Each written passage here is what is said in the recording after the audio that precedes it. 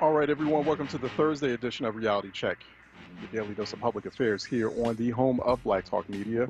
It is WURD 96.1 FM, 900 AM, WURDradio.com, WURD TV, and WURD app. Welcome to the program. Welcome to the Thursday edition. And Thursdays are the end of the Reality Check week. That's the last day of the Reality Check week as we're off on Friday. So, definitely hoping for, expecting a busy Reality Check Thursday here on WURD. I'm your host, executive producer, and creator of Reality Check, Charles Ellison. Welcome to the program. It's good to see everyone. So good to see you on WURD TV. Good to hear you too on WURD Radio. I'm at Ellison Report on Twitter.com. At Ellison Report on Twitter.com. Feel free to touch base with me there. If you'd like to also engage in some social media discourse, I'm more than happy and open and available to do so. Let's open up the phone lines at the top of this 10 o'clock hour on this Thursday edition. Obviously, no City Council live. Philadelphia City Council is still on summer vacation. So Philadelphia City Council still on summer vacation, summer recess. Some of them on vacation, but others are out there and, focused on a number of important issues, including violence in the city. Also, still concerns about vaccination rates, still concerns about what Philadelphia public schools will be like as they reopen. Still, definitely top of mind at the moment in Philadelphia is violence. Violence, also still, a number of struggles that people are dealing with throughout Philadelphia proper and throughout the Philadelphia area. So we can see some of those folks who are taking it as a summer vacation, but we also see some of those folks who are still at work. Definitely still, a few folks on the city council still at work, and also, big concerns, big focus on evictions. As you know, just about a few days ago, President Biden did extend the federal eviction moratorium till October 31st. So you get another 60 days. No landlord out there should be evicting anyone at this time. If you live in Philadelphia, if you live in other places, you are more than likely covered by the 60-day eviction moratorium extension that President Biden just put. So in case you don't know, in case your friends don't know, please put the word out there about that extended eviction moratorium. It is against federal law at this moment in time. It is against federal law at this moment in time for any landlords to be evicting anyone. That should not be happening. Landlords should be putting that energy into helping tenants and also helping themselves as landlords apply for emergency rental assistance. There's lots and lots. It's actually, from what I'm seeing and from what I'm told, there's more than enough money. That's the phrase, the sentence that has been told to me by folks in the know. Quote, there's more than enough money out there to take care of back rent that has happened as a result of pandemic. More than enough money out there. We did hear from Pennsylvania House Minority Leader Joanna McClinton yesterday. She was saying that Pennsylvania received near $600 million just this 2021 alone to take care of back rent, to take care of overdue rent. $600 million, and actually just still, we don't know how much specific, but we do know, based on what she was telling us, she's still concerned based on the numbers she was particularly seeing with her district. Just still a fraction of those dollars have been doled out to people who need that rental assistance. So it is very important. Two things. One, understand that it is against federal law right now for any landlords to be evicting you. Two, if you live in Philadelphia, go to PHL Rent Assist, right? PHLrentassist.org. Go there if you have not done so already, and apply for that rental assistance. Call your city council member. Call your state representative or your state senator to get more information to help you, especially if you have applied for rental assistance and you're still waiting on it. Because these systems are still not running efficiently in terms of dispersing the emergency rental assistance to people. If you are having issues, do call us now. Call us 215-634-8065, 866-361-0900 if you're having issues with rental assistance, or you know of neighbors who are having issues with getting rental assistance. Especially call us if you are having trouble getting access to your elected officials, or if your elected officials are not being helpful with respect to this. Is very, very, very important. This is not me just giving elected officials a hard time or putting them on blast, or having just having a vindictive, let's pounce on the elected officials. This is not about that. This is about there's money on the table. It makes no sense that money gets appropriated and it does not get used. If money is appropriated, then it must be used. And so money has been specifically set aside and appropriated for this emergency. It should be used. It is your money that is sitting on the table for you to use. You don't have to be evicted when the money is there. And then you also have 60 more days of an eviction moratorium, of a federal eviction moratorium, to back you up, in addition to if you live in a city like Philadelphia, which has been a lot more compassionate than other cities, I will say, in terms of managing this eviction crisis. So a lot more aware and a lot more compassionate. So not perfect, but definitely better situation as far as evictions in Philadelphia. Better situation, not perfect though, because there's still some issues in Philadelphia, but especially when compared to other cities, especially when compared to down south. I know people, everybody's like trying to move down south. Down south is bad. They're already evicting. In big numbers. So like they do not feel sorry for, black folks in a bind, down south especially. I mean, that's everywhere, but it's particularly pervasive down south right now with respect to evictions. We're getting stories of evictions just suddenly spiking, landlords moving in like vultures, getting in places like Georgia, for example, and elsewhere. 215-634-8065, 866-361-0900 here on Reality Check. 215-634-8065, 866-361-0900 here on Reality Check. Then also, hopefully, hopefully someone can also give me, thanks so much. Someone texted me about that, asking about Ms. Barbara and her tree yesterday, and hoping we did our intrepid producer Troy Wilmore did get a follow-up at least yesterday from Councilman Curtis Jones' office. They said they were talking to Ms. Barbara about that tree, about that dangerous dead tree. So that hopefully, Ms. Barbara, if you're listening in, it would be great to get a follow-up. And if anyone else is having that kind of issue or similar issue with respect to quality of life issues, just feel free to call. You can call us. And just let us know, and then we'll just apply the pressure where we can, and just get these offices, something basic things like that. That's not hard. Those are not heavy lifts. So especially if you have an office of an elected official that's created a system for managing those kinds of calls, it's not a heavy lift. Trust me on that. Like, I know, because I've worked in those types of offices. And so the elected officials who come up with a plan, some kind of system, because if you fail to plan, you plan to fail. But if you come up with some sort of system to manage those kinds of calls, you can be a very successful elected official. You can be a very successful office, and constituents are happy. And you can manage like those very simple things, like picking up, getting the streets department to clean up piles of trash or illegal dumping sites, things of that sort. Just that simple stuff, just basic stuff. Get that done. Especially when we're in the middle of a violence crisis.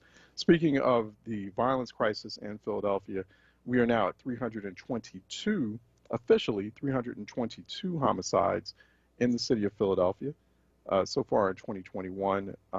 Based on current data, the homicide rate is 25% above where it was the same time last year. So it's still high. We should not be 25% more than where we were last year. However, I have seen that that daily homicide comparison percentage slightly decrease in recent days. Because yesterday, I believe it was 26% above where it was the same time last year. Last week, it was like 31% above. So we're seeing like a noticeable downward trend of the homicide rate this year when compared to last year. Still higher than where it was the same time last year, but still concerning. And at this rate, we will be surpassing, if we keep it up, Philadelphia will be surpassing its total homicide rate from last year, but which was actually 500. It wasn't 499, because I remember seeing some reports like about a week into the new year where they were saying it was one homicide that was not counted, that did happen in 2020, but it was not counted in the annual report. So, I don't know why Philadelphia police keeps it at 499. They're not doing themselves any favors if they think they're just trying to, just trying to put a spin on it. It was 500. We had officially 500 homicides in Philadelphia last year, not 499. There have been 1,313 non-fatal shooting victims in Philadelphia so far in 2021. So now we're above 1,300 non-fatal shooting victims in Philadelphia in 2021 so far. That's 23% more non-fatal shooting victims than this same time last year. And there have been 2,335 shooting incidents that we know of. It's a 29% increase from the same time last year. So that's where we are right now. Let me go to Prince out of Schuylkill, who's calling in for a reality check. Prince, what's good? Hey, Charles, good morning. How are you? Good morning. All right. What's up? Good. I'm just going to give you 4 things, and when you talk to your politicians, these things may help you when you ask them the question. So these are the things you need to get the money for the rental assistance from the people who are homeowners who are renting out their property. On that form, although it's a lot of papers, they're going to ask if you got your renter's license number. They're going to ask if you got your rental agreement with the tenant that's living there. They're going to ask you for your taxes, and they're going to ask you for a letter of the outstanding rent. Everything else is signed off to tell you that if you are fraudulently asking for this money, it's all policy and procedures that if you're fraudulently asking for this money, what will happen to you. So the paperwork is not convoluted. Those 4 things I just gave you, if you ask Joanne or ask Senator Vincent Hughes or ask Malcolm Kenyatta or your state reps, is these things the pertinent part of a landlord getting the rent, getting compensated for the rent that he's lost? And they're going to say yes. And you're going to say, well, what more is it to that? There's no more to that. So when you say Republicans are doing this paperwork and getting the guys who are renting houses out to people money and the other folks aren't doing it, I'm just giving you the solid crux of the fundamental meat and potatoes to the paperwork. So then now you ask them, how much more convoluted is it? If I've answered those pertinent questions, why haven't you guys got this $600 million or whatever percentage of it? And so I wanted you to just have it because I know they come on your show.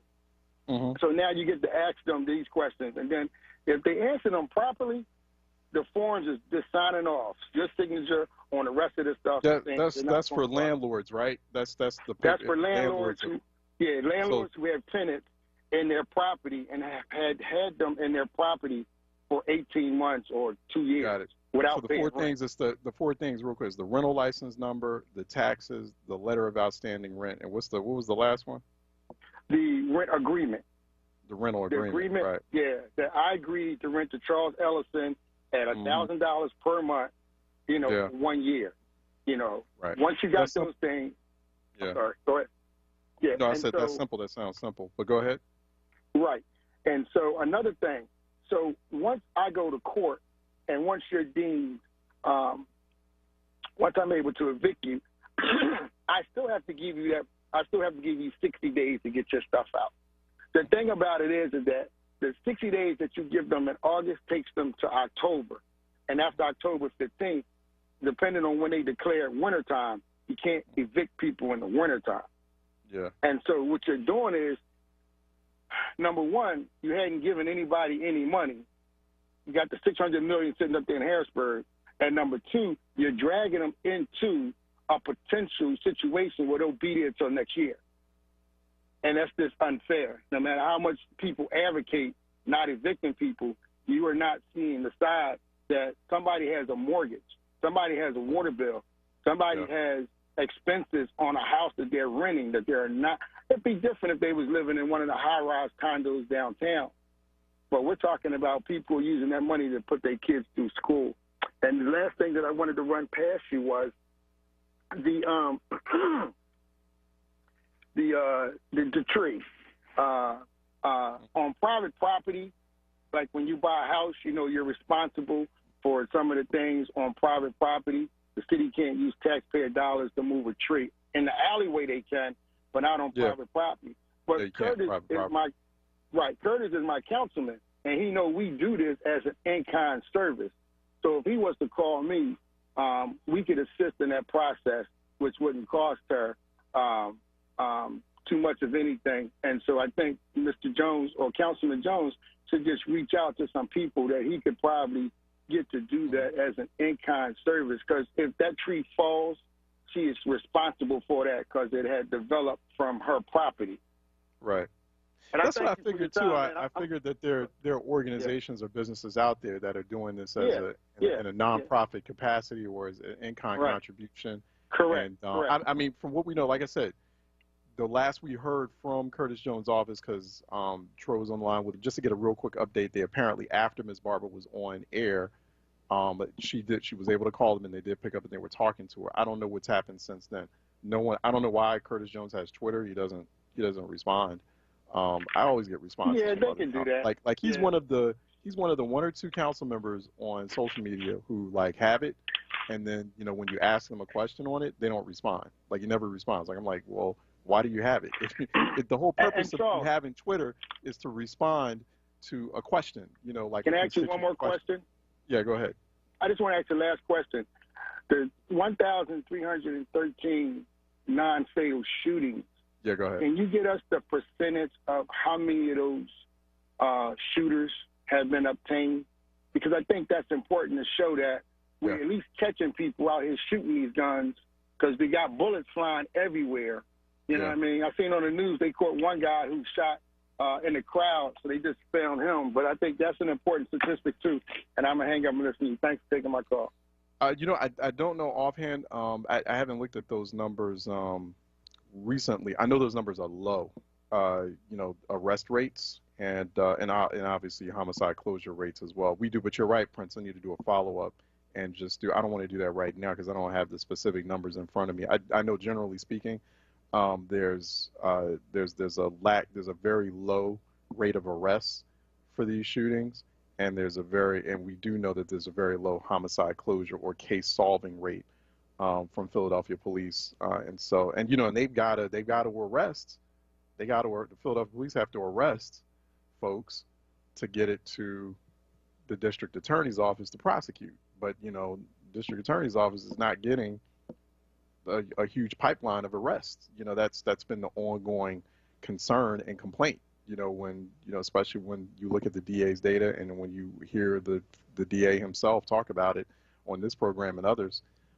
He's like, I'm ready to take. He's ready to take that volume on, while he's also instituting those reforms. But and there's a big conversation about that, like especially after that ProPublica report that came out just several days ago, and we had to talk with that investigative reporter about that. But yeah, I will. So from this point forward, and maybe starting Monday, not only we put out those numbers about like, hey, this is the homicide rate. These are the number of people who've been murdered. These are the number of people who've been shot. Here's the number of shooting incidents. This is how high it is compared to last year. But let's start looking more routinely. I agree with you on that, Prince. I will start looking more routinely based on available data. And I know that that's from the district attorney's office. I know provides that on some sort of dashboard. And I just haven't been there in a minute. Okay, well, this is also the number of arrests. That we've been, this is the number of arrests that we know about, number of prosecutions, and just routinely doing that, just the same way we routinely talk about like the number of murders, and just to see, okay, well, has there been any are we starting to see like a break in this? So we are, like I said, we are seeing. I noticed last week homicides were 31% above where they were the same time last year. Now we're down to 25% above where we were the same time last year. So just a small sign a small signal of a downward trend. Homicide is still very high in Philly, though, and it's still a crazy mess. All right, let me take a break. Before, also, don't forget about your onWURD digital membership. We got this new onWURD digital membership. It's just $5 a month, $5 a month, $60 a year, and you can sign up for that. 215. The number escapes me at this moment, and I did have it in front of me. That you can go to wordradio.com, and then 215-425-7875, 215-425-7875, and then you can sign up for your digital membership today, or go to wordradio.com. Let's take a quick break, and we'll be right back here on Reality Check. Hope Partnership Middle School offers a quality, subsidized independent school education to students and families in North Philadelphia. Located at 2601 North 11th Street, Hope offers small class sizes, personalized learning, a research-based curriculum, dedicated teachers, and a graduate support program, which supports students through high school graduation. They are currently accepting applications for 5th to 7th grade students for September. For more information, please contact them at info@hope-partnership.org. Black Broads Abroad is a new show hosted by yours truly, Felina Jean.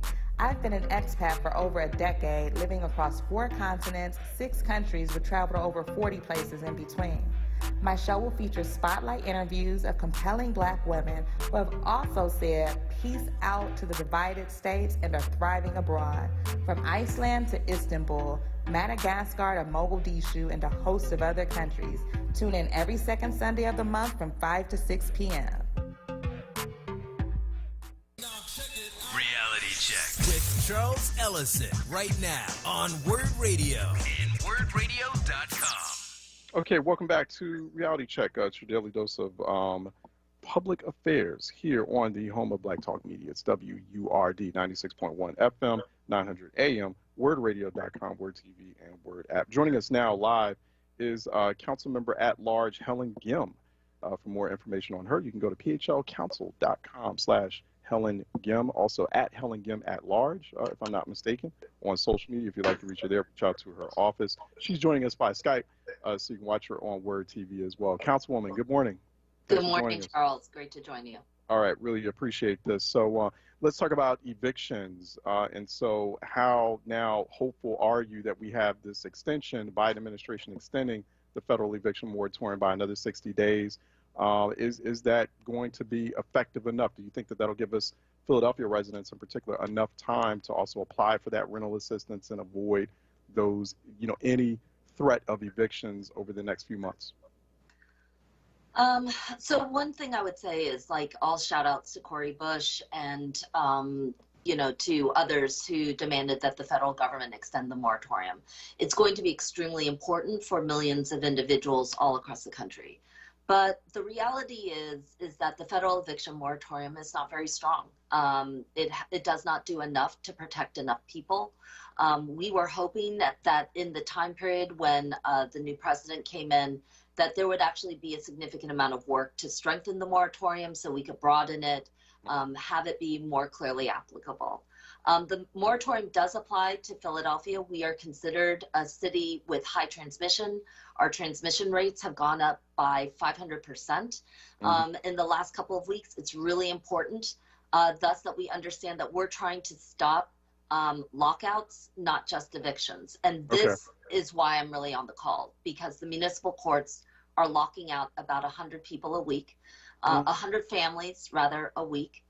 Just in the last week, we've had calls from 30 families who are eligible and awaiting rent assistance. And I know your earlier caller had talked a little bit about that, and I'd love to be able to talk about that too. But we need the municipal courts to halt the lockouts, because the eviction moratorium is in effect, and that should include the lockouts. There's no reason for us to be packing our shelters at this point in time, and we are hearing that people are seeking shelter now, including families, the elderly, seniors, or disabled individuals. This is not the time to be doing the lockouts. Yeah, okay, so, and thanks for raising that, because, I think people are under the assumption, we're all under the assumption, okay, with eviction moratorium, that's great. So, but there's this distinction that some landlords out there and now the municipal court are making between evictions and lockouts. And so like so we're not clear that this extension of the eviction moratorium also includes lockouts. And so these lockouts are happening. I mean, how do we stop the municipal courts? I mean, that's the city of Philadelphia, right? It's not the city of Philadelphia. The municipal courts operate as an independent body. And in fact, this is one of the things that we learned early on when we were doing the eviction diversion law that I'm very proud to have sponsored, and I think has kept not only landlords stable and getting them enrolled in rent assistance. It requires that before you can file for an eviction, you must enroll in rent assistance and you must seek a mediation with an experienced housing counselor. And that program has been enormously successful for those who participate. But what we found out early on is that if the courts refuse to participate, there doesn't have to be a diversion program, even though it can be a law that's on the books. So it's really important for folks to understand that this is why we care a lot about our judicial elections, that it's one of the reasons why we need people with good judgment and temperament. But right now, we need the municipal courts to understand that they cannot contribute to, to what is clearly a public health situation. And they need to stop these lockouts. Well, and the lockout, I think you talked about, eviction is a process. The lockout is actually when the landlord-tenant officer comes to your door, knocks, says you have 10 minutes to vacate the premises. Lockouts are traumatic. Lockouts are immediate, and they're terrifying for a lot of people, especially when they have very little notification. Wow. So okay, everything that the work that you all have done on evictions didn't already include or consider lockouts? It did. Well, here's what I would say is that the work that we did, there are certain qualifications under the federal eviction moratorium. You have to demonstrate loss of income, or substantial concerns about being homeless as a result. I think many of the people who did qualify for the lockouts, who are being locked out, could qualify now with the eviction moratorium.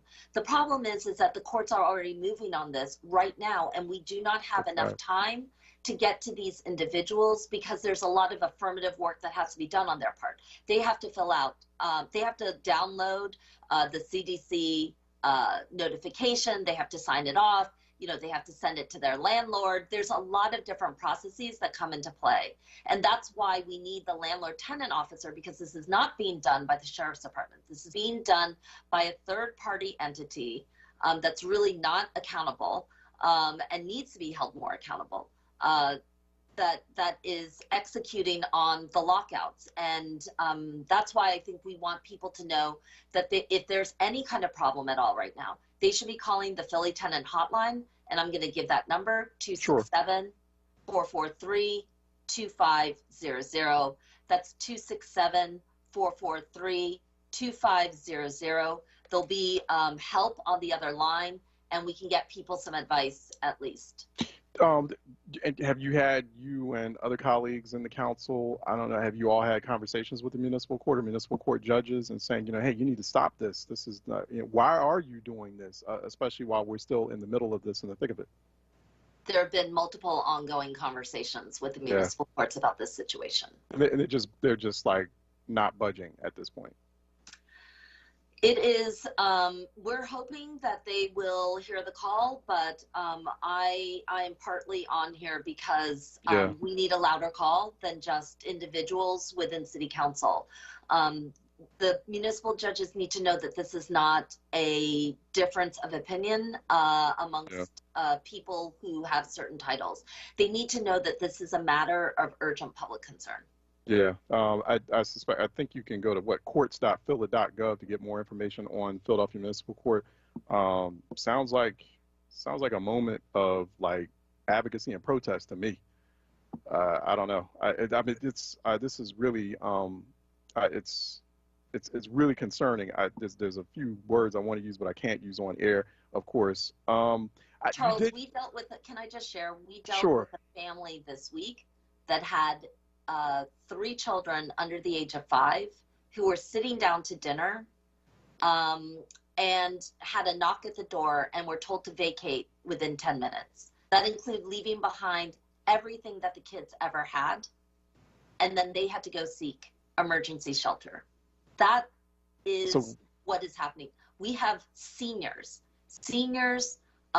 who are being thrown out of their house with whatever possessions they can take with them in 10 minutes. It is unacceptable. 100 absolutely unacceptable what's happening.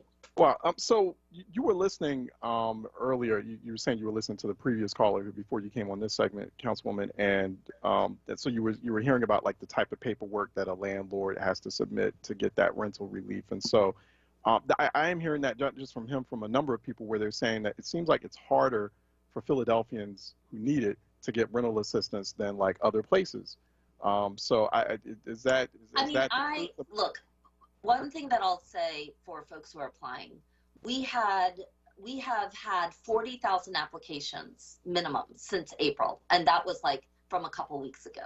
So we've gone through, our city agencies are processing hundreds and hundreds and hundreds of applications each and every single day. Mm-hmm. We have a state-of-the-art system. If you step outside of Philadelphia, some people are using like SurveyMonkey or, they're downloading PDFs and you have to like submit. We have a very fast process online. You can submit. The problem is it's taking us time to get the money out. And so, we've dealt with at least, for example, 30 families who were locked out. Whose rental assistance is like almost like one of them had the rental assistance approved and the money's going straight to the landlord. I also want to let folks know we've distributed over $120 million to Philadelphia landlords. These rent checks are going directly to landlords. In some cases, they go to the tenants if the landlord is completely unhelpful and unsupportive, but overwhelmingly, they're going to Philadelphia landlords. There is no other industry that has received this kind of level of support. No other small business has received this amount of support. Help is on the way. It's significant, but it does take a little bit of time. So, okay, you're suggesting that maybe there are landlords out there that received the rental assistance and they're doing the lockout anyway?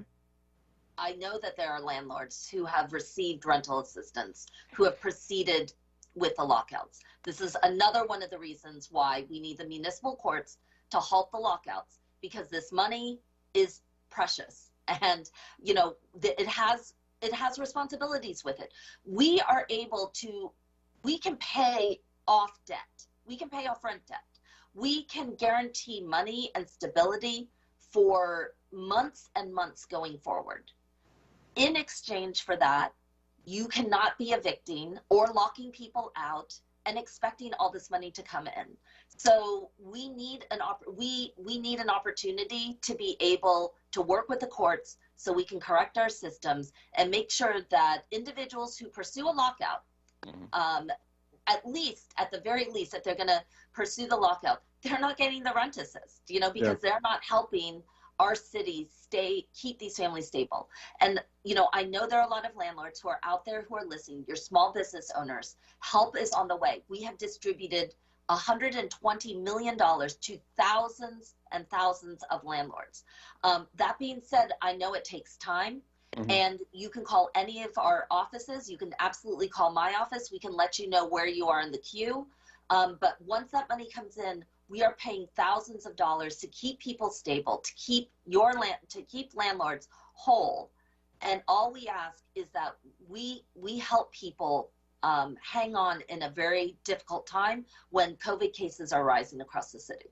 That's what we had Pennsylvania House Minority Leader Joanna McClinton on here yesterday. She was saying that close to $600 million had come out of that $47 billion nationwide, specifically for Pennsylvania. So we're not this $120 million that you're talking about is I think that's pre the $47 billion, if I'm not mistaken, right? That's from like 2020 Emergency CARES Act funding. Yeah, it's since May of 2020, Philadelphia's distributed over $120 million up through end of July of 2021. So there's more than enough money that's out there, and that's what I'm hearing too.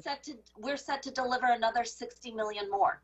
Wow. So there are resources, and one of the reasons why I invested so heavily in diversion is because I understand that, you know, when you get to the point of an eviction, relationships get frayed. You know, people are frustrated on both sides.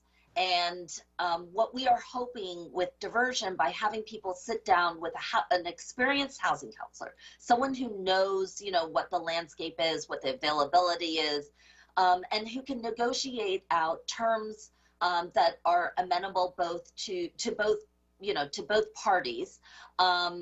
You know, it actually helps repair relationships that are really frayed right now. And so I think part of what we want to you know, convey is that we understand that things are extremely difficult for everybody. But at the end of the day, we are trying to keep people housing stable. Packing our shelters is dangerous. What we have seen from 2 professional medical studies that have been done is that the ending of an eviction moratorium overwhelmingly leads to an increase in COVID cases. And people who are extremely vulnerable, which includes children, families, people in poverty, are disabled, and our seniors, become even more vulnerable to COVID if they are being evicted and sent to shelters or put in congregate settings or in places that are not their own homes. Yeah. So we've been considered one of the best in the nation. We've been honored by the White House because we've reduced evictions significantly. We have to take this seriously. We got to pull together. And I want to tell people that help is on the way, but we got to stop the lockouts. Councilwoman, so I asked you this question earlier, but, you know, just to let you know, other people had that question still too. You know, we have a viewer, Phyllis Williams, watching you on WURD TV, and she's like, I don't understand why City Council didn't include lockouts. That's so sad. And so it's not that. Because, like, why wasn't that included in that? You know, you guys did a lot of hard work on the diversion program, on making sure we limit evictions.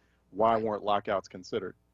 Many of the lockouts are from pre-pandemic level evictions. The moratorium was associated with the COVID health orders, and so applied during that. And so a number of people have already received.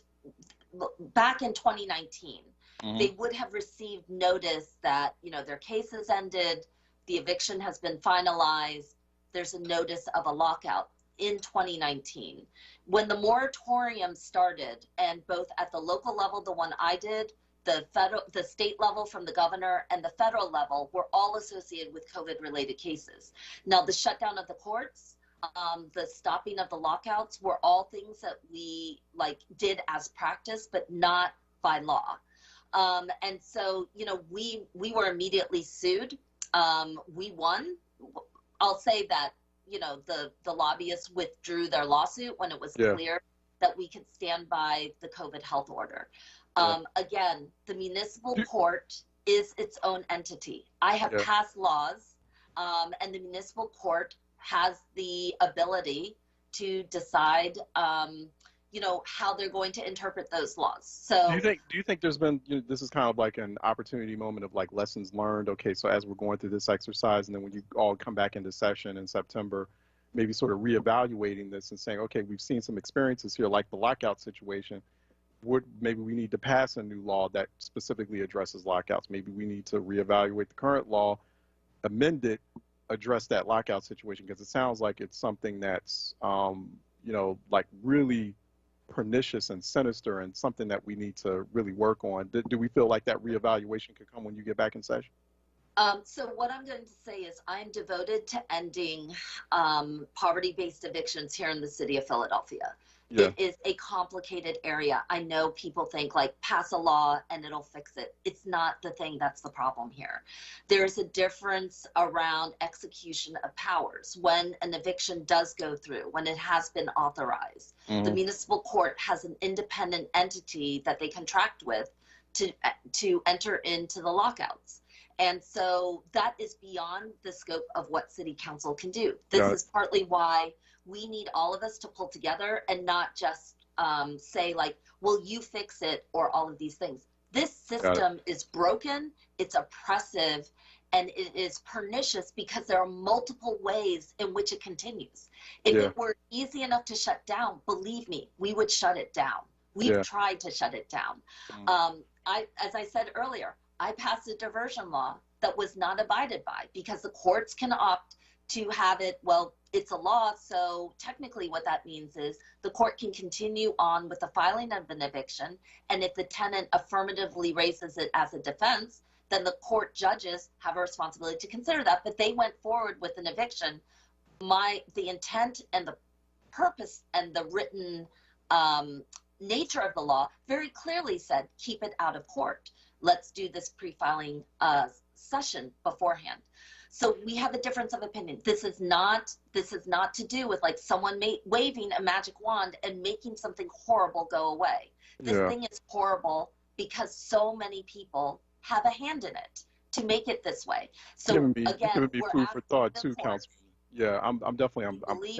We believe that there's more work that we can do in City Council. And you will see it, but we need the municipal courts to take the action that they need to do right now, and they need to halt the lockouts. So we need to definitely. We will follow up with the municipal courts, with Philadelphia Municipal Court, and see like what the situation is. They're giving me some food for thought on that. Unfortunately, I gotta let you go, Councilwoman. I do appreciate your time. I do. This morning, and explaining that situation. Council member at large Helen Gim.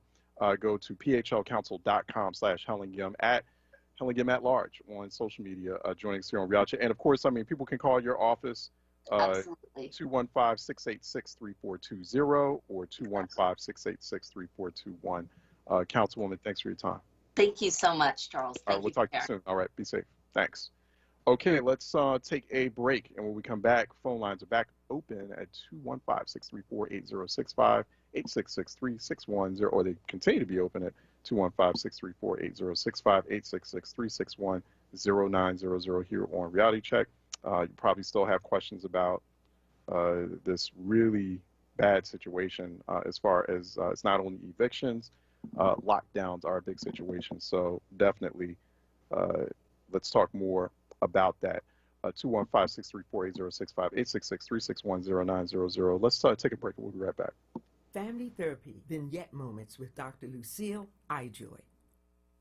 When we look around during this pandemic time, we have many things to consider with people with whom we are involved. A few of these things are religion, gender, politics, race. They're working or maybe not working. A lawyer to help with legal matters. Well, I tell you this, I gave myself an obituary party. I invited about 75 people, and the undertaker, I invited the undertaker to my party. Let me tell you what, we went to the hotel, we laughed, danced, had fun, and I explained why I gave myself this obituary party. What do you think about that? Would you give this kind of party for yourself? I tell you, it makes you feel so good to know that your family did not have to worry about certain important things while they're crying through their tears. I was celebrating my passing from this world while I am still living. That's called an obituary party. As a community service, WURD Radio and the Black Doctors COVID-19 Consortium wants to keep you informed about where you can get barrier-free COVID-19 testing and vaccination this week. Tuesday, August 3rd and Thursday, August 5th from 10 a.m. till 4 p.m. at Deliverance Evangelistic Church, 2001 West Lehigh Avenue in Philadelphia. For more information, visit blackdoctorsconsortium.com. Stay informed and stay well with WURD Radio. 96.1 FM and 900 AM WURD. Be there this Friday at the Summer Freedom Neighborhood Love Tour and stand with WURD Radio to amplify voices of the Black community as a digital 4WURD member for as low as $5 per month. And receive a free gift for signing up. See you on Friday and join Tiffany Bacon, 10 a.m. till noon at the Marian Anderson Recreation Center, 740 South 7th Street, or visit WURDradio.com. Start or renew your 4WURD membership today.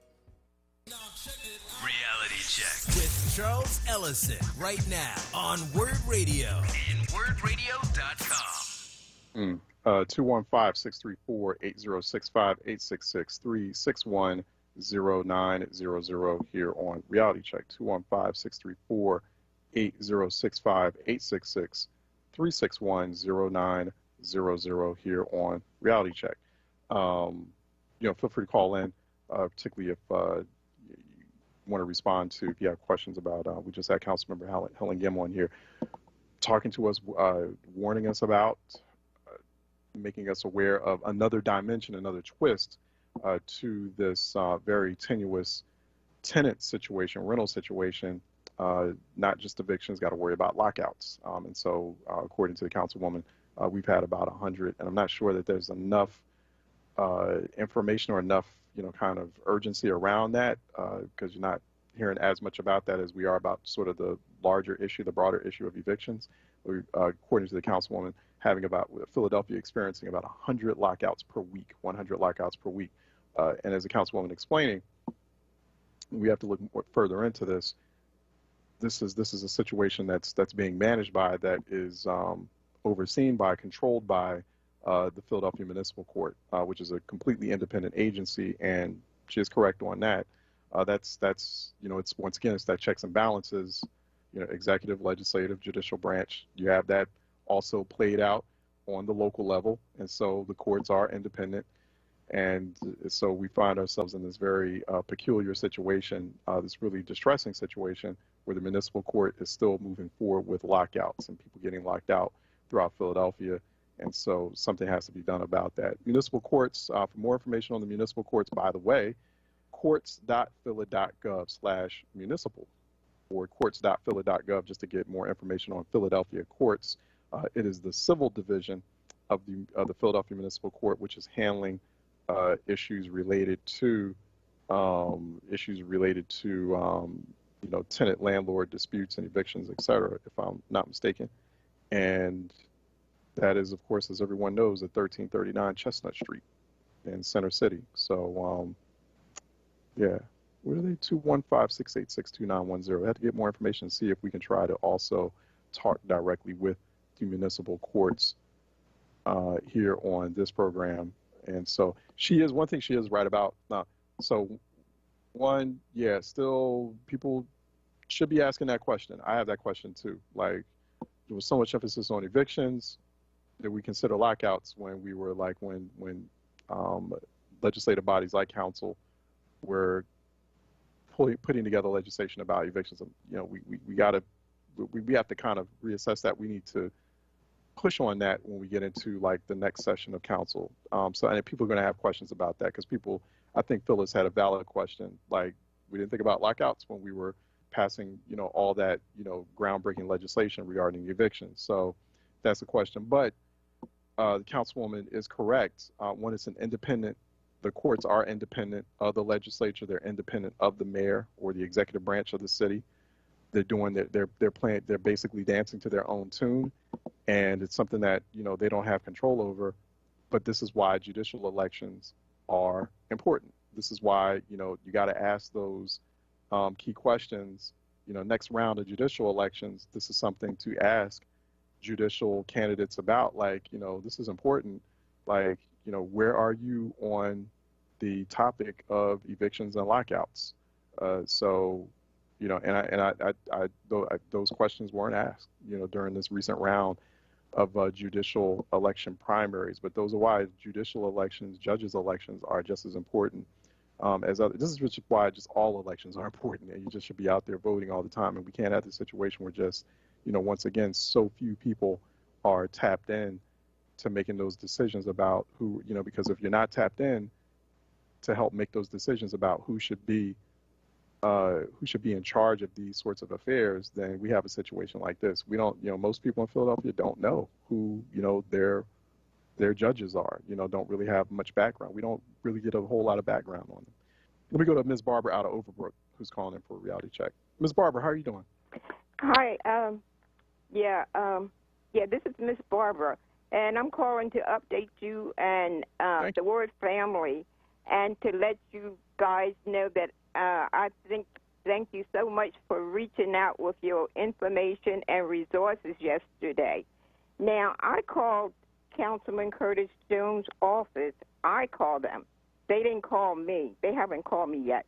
But anyway, Miss Gail Young, she told me this tree is on private property, this oak tree, large oak tree, and they are not able to help me. She did take my name and my phone number. I guess she'll be reaching out to me, But all the resources that you guys gave me yesterday, or things to check out, I've been trying to check these things out. Okay. And so far, I called I called PICO. Of course, they said it's only when trees interfere with the wiring, and in the front yard there is no wiring, so they wouldn't be able to help. I took a chance on the fire department too, but they said no. But all these other places, like Philly Tree, they're going to send me a list of contractors. But even if they send me a list of contractors, Charles, I wouldn't be able to, I think I told you I got an estimate. And they said $5,000 plus. And I can't do it by myself. And it's the house next door is empty. I don't know if you had heard Ms. Barber, so because there was one listener who called in not too long ago, Prince out of Schuylkill. He said he has a business that does who takes down trees as an in-kind contribution, and that Councilman Jones' office knows about him and knows that he does that. So I don't know if you can call Councilman Jones' office back. I'm trying to, maybe I need to connect you to somehow or some way, or call Councilman Curtis Jones' office and just say, hey, listen, this guy, Prince out of Schuylkill, says that that he does in-kind contribution tree work, for people who can't afford these kinds of services. So they should already know him. He just said that on air just about 30 minutes ago. So maybe try to touch base with him back and keep us updated though too. Yeah, that's what I'm going to do. Keep you updated on what's going on. I hope Prince is listening in as well. If Prince, if you're listening now, or if someone who knows Prince is listening now, and then so that can be connected. I feel like that's the city councilman's office should be facilitating that. I mean, if there's someone out there who can do an in-kind contribution, because I know that Prince just said he does it, and I know there are other nonprofits out there who do that as well. Oh, okay. Well, I'm checking out all the information and resources you guys gave me yesterday. Okay. I'm checking into those, and so next week I'll call you back to let you know how I'm making out. Please do. But I appreciate all the help that you guys, rendered yesterday. Thank you so much. And welcome. I'll be talking with you. Oh, no, that's great. No, please call us back. Let me know, Ms. Barber. And so we're not complete yet, because the tree's not down, and it's dangerous. So I'm concerned the fire department wasn't responsive. So that's another issue. But let Councilman Jones' office know, and you told us, keep letting them know that you're in contact with us, that Prince out of Schuylkill, a listener, said that he does in-kind contribution tree work. He does in-kind tree work, and that they do know about him. His name is Prince, and that they know about him, and that they've utilized him before in the past for residents who cannot afford tree work. Yes, tree work, you heard that correct. It is very, very expensive. Ms. Barber, thanks so much for your for the update, and please do call us next week. Joyce out of Northeast is calling in for a reality check. Joyce? Hi, Charles. Good morning. I have this is kind of like off the rent sure, topic that's fine. that we're talking about. But that's fine. How does Alan Dom be a council person at large and own as many real estate properties that he does and still have $1.5 million to buy into all the real estate in Philadelphia? Mm-hmm. Yes. I was surprised to see that he owned as much real estate as he does. Mm-hmm. So is he protecting himself being a council person at large, or I don't know. Is he drumming in the business for himself? Yeah. I mean, okay, so what we know about Councilmember Dom, he doesn't take a salary from city council. He all his salary he donates to charity. So that's what we do know about Councilman Dom. I don't know the extent of his investments. And I know that some council members, so elected officials in general, some of them, they have investments. But that's a valid question. I'll say that, Ms. Joyce. It's a valid question. It's not something I've looked deeply into. It is something to, next time bring Councilman, when Councilmember Dom's on here, they ask him that question because I think it's relevant. And then, once again, that goes back to 2023, right? 2023, City Council is up for re-election, including folks like Alan Dom. So if people are bothered by that, time to get organized and identify another candidate who you feel would be better suited than Councilmember Dom.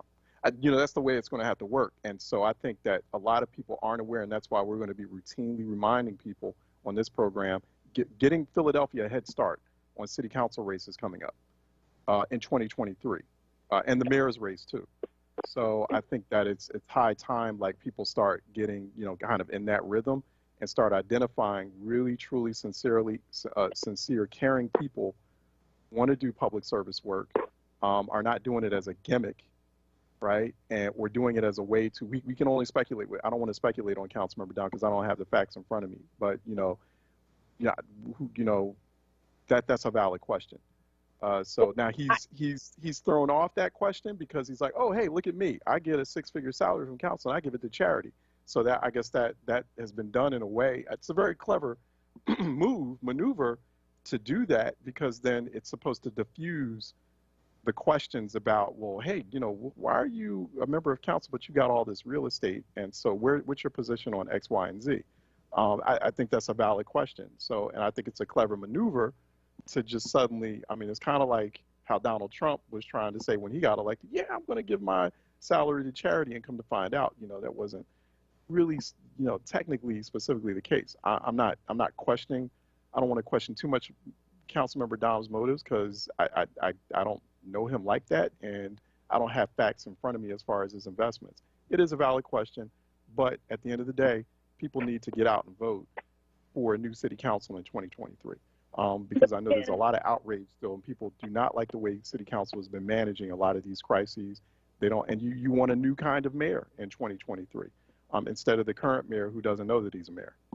I'm sorry, go ahead. Real quick, Ms. Joyce, last point. I'd like to find out on their next break, is there any way that we can maybe have a show when they're out on break that you just pick one a week to talk about themselves or give us a summary of what they have done for council? Because I'm with everybody else. They haven't done anything unless it's election time. Got it. I like that idea. So when they're on break, they come on, you have different members of council come on different programs like Reality Check and others, and they talk. But but to your point, maybe we need to be a little bit more structured and rigorous in the way that we do that. We approach that. I like that idea. It's like, okay, just because we don't have city council live during the summer doesn't mean we can't do, some kind of hour-long segment, for example, where, you rotate them and talk to them each week and just get an update on, okay, in a very methodical, structured way, similar to how we have some city council live is expected every Thursday to have that conversation. I'm sorry, I got to let you go, Ms. Joyce. I'm a little bit late. Let's take a break, and we'll be right back with more Reality Check. Philadelphia Families, PHL Pre-K, the city's free quality pre-K program, is growing and now enrolling. Over 160 pre-K centers are ready to serve children this year. There are no income limits for this free pre-K program. Children who are 3 or 4 years old as of September 1 can enroll. Call 844-PHL-PRE-K or visit phlprek.org to learn more and find a quality pre-K center. That's 844-745-7735. This program is made possible by the Philadelphia Beverage Tax. Save the date. Thursday, August 26th for WURD Radio's annual Founders Day celebration, honoring the life of our founder, Walter P. Lomax Jr., MD. This year, we'll be both in person and virtual. Stay tuned to WURD Radio and WURDradio.com for more information. That's Thursday, August 26th for our annual Founders Day celebration. Exclusively on WURD Radio, 96.1 FM and 900 AM WURD. Streaming live on WURDradio.com, the WURD Radio app, or watch live on WURD TV via Facebook and YouTube. Join WURD for the Summer of Freedom Neighborhood Love Tour. This year we celebrate West Oak Lane, Mantua, North, West, and South Philly. I'm Tiffany Bacon, and I'll broadcast live from a different neighborhood each Friday from 10 a.m. until 12 noon. Our next stop is South Philly at the Marian Anderson Rec Center, 740 South 17th Street on Friday, August 6th. Enjoy live performances, meet special guests, and stand with WURD. Be a part of the movement to amplify the voice of the Black community. Show your support and join or renew your WURD membership on site. That's the Summer of Freedom Neighborhood Love Tour at the Marian Anderson Rec Center from 10 a.m. until 12 noon on Friday, August 6th. WURD, showing love this summer. The WURD Radio Neighborhood Love Tour is sponsored by Comcast and supported by Pico, Keystone First, and Ready Set Philly. The WURD Radio Newsletter, keeping you informed, engaged, and connected. Sign up by visiting wordradio.com. Scroll to the bottom of the page and type your email address under Connect with Us. You'll receive the latest information on WURD Radio, messages from our president and CEO, Sarah Lomax Reese, exclusive articles and multimedia content, and resources. Stay informed with the WURD Radio Newsletter. This is WURD Radio, 96.1 FM and 900 AM WURD Philadelphia. Black Talk Media. Reality Check with Charles Ellison right now on WURD Radio and wordradio.com. Okay, welcome back to Reality Check. Dr. Amara Enya works on social impact and public policy issues out of Chicago. She also formerly ran for mayor in Chicago. She's a policy coordinator for the Movement for Black Lives, and she joins us by Skype. You can watch her on WURD TV as well as while you're listening to her on WURD Radio. Dr. Enya, how are you doing? Good to have you. I'm fantastic, and it's good to be here. All right, excellent, excellent. So you've been watching this issue around vaccine hesitancy, vaccine reluctance unfold, especially in Black and brown communities. I mean, there's a number of communities that are still vaccine reluctant. We're still under 50% of the U.S. population fully vaccinated. That has a lot to now do with reluctance.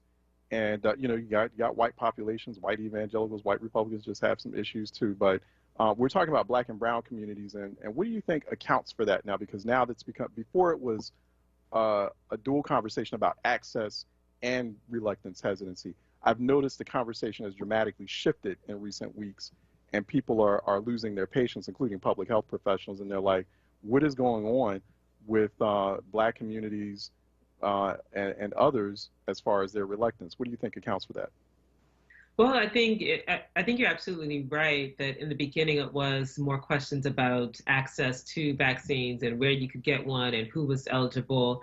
And now I think what we're seeing is the folks who have not gotten the vaccine, perhaps, it's an intentional decision that has less to do with access or understanding the science and more to do with simply a choice that's being made not to get the vaccine.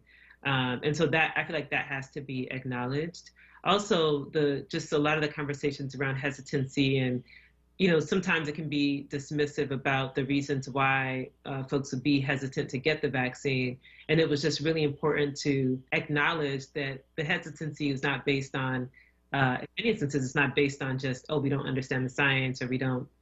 In a lot of cases, it was based on the history of this country as it relates to healthcare and the relationship with the healthcare sector and Black people in particular, that can create some of that. So issues of trust, it's hard, and even with an emergency and a pandemic, now it's trust the science, trust doctors, but for so much of our history, that trust was actually violated by that very same sector. And so that's something that has to be taken into account as they're moving forward with trying to make sure that more people get the vaccine. That is important. We have a situation here where, based on this epidemiologist I was talking to at Penn, who was saying that on average, we probably see anywhere from like 250 to 275 Black people die per day from some form of medical racism, some form of medical bias. That's an enormous amount of people dying per day. It's more people dying from medical racism, more Black people dying from medical racism than from police violence. right? So it's just like it's that prevalent. But do we know though? I mean, it's because a lot of times when we talk to people who are vaccine reluctant, like in the Black community, there is still like that questions about the science, or a lot of people getting there. Like, talk about the role of disinformation, however, because it seems like a lot of people do seem to be clinging on to just, you know, disinformation, wrong information being spread online on platforms like Facebook.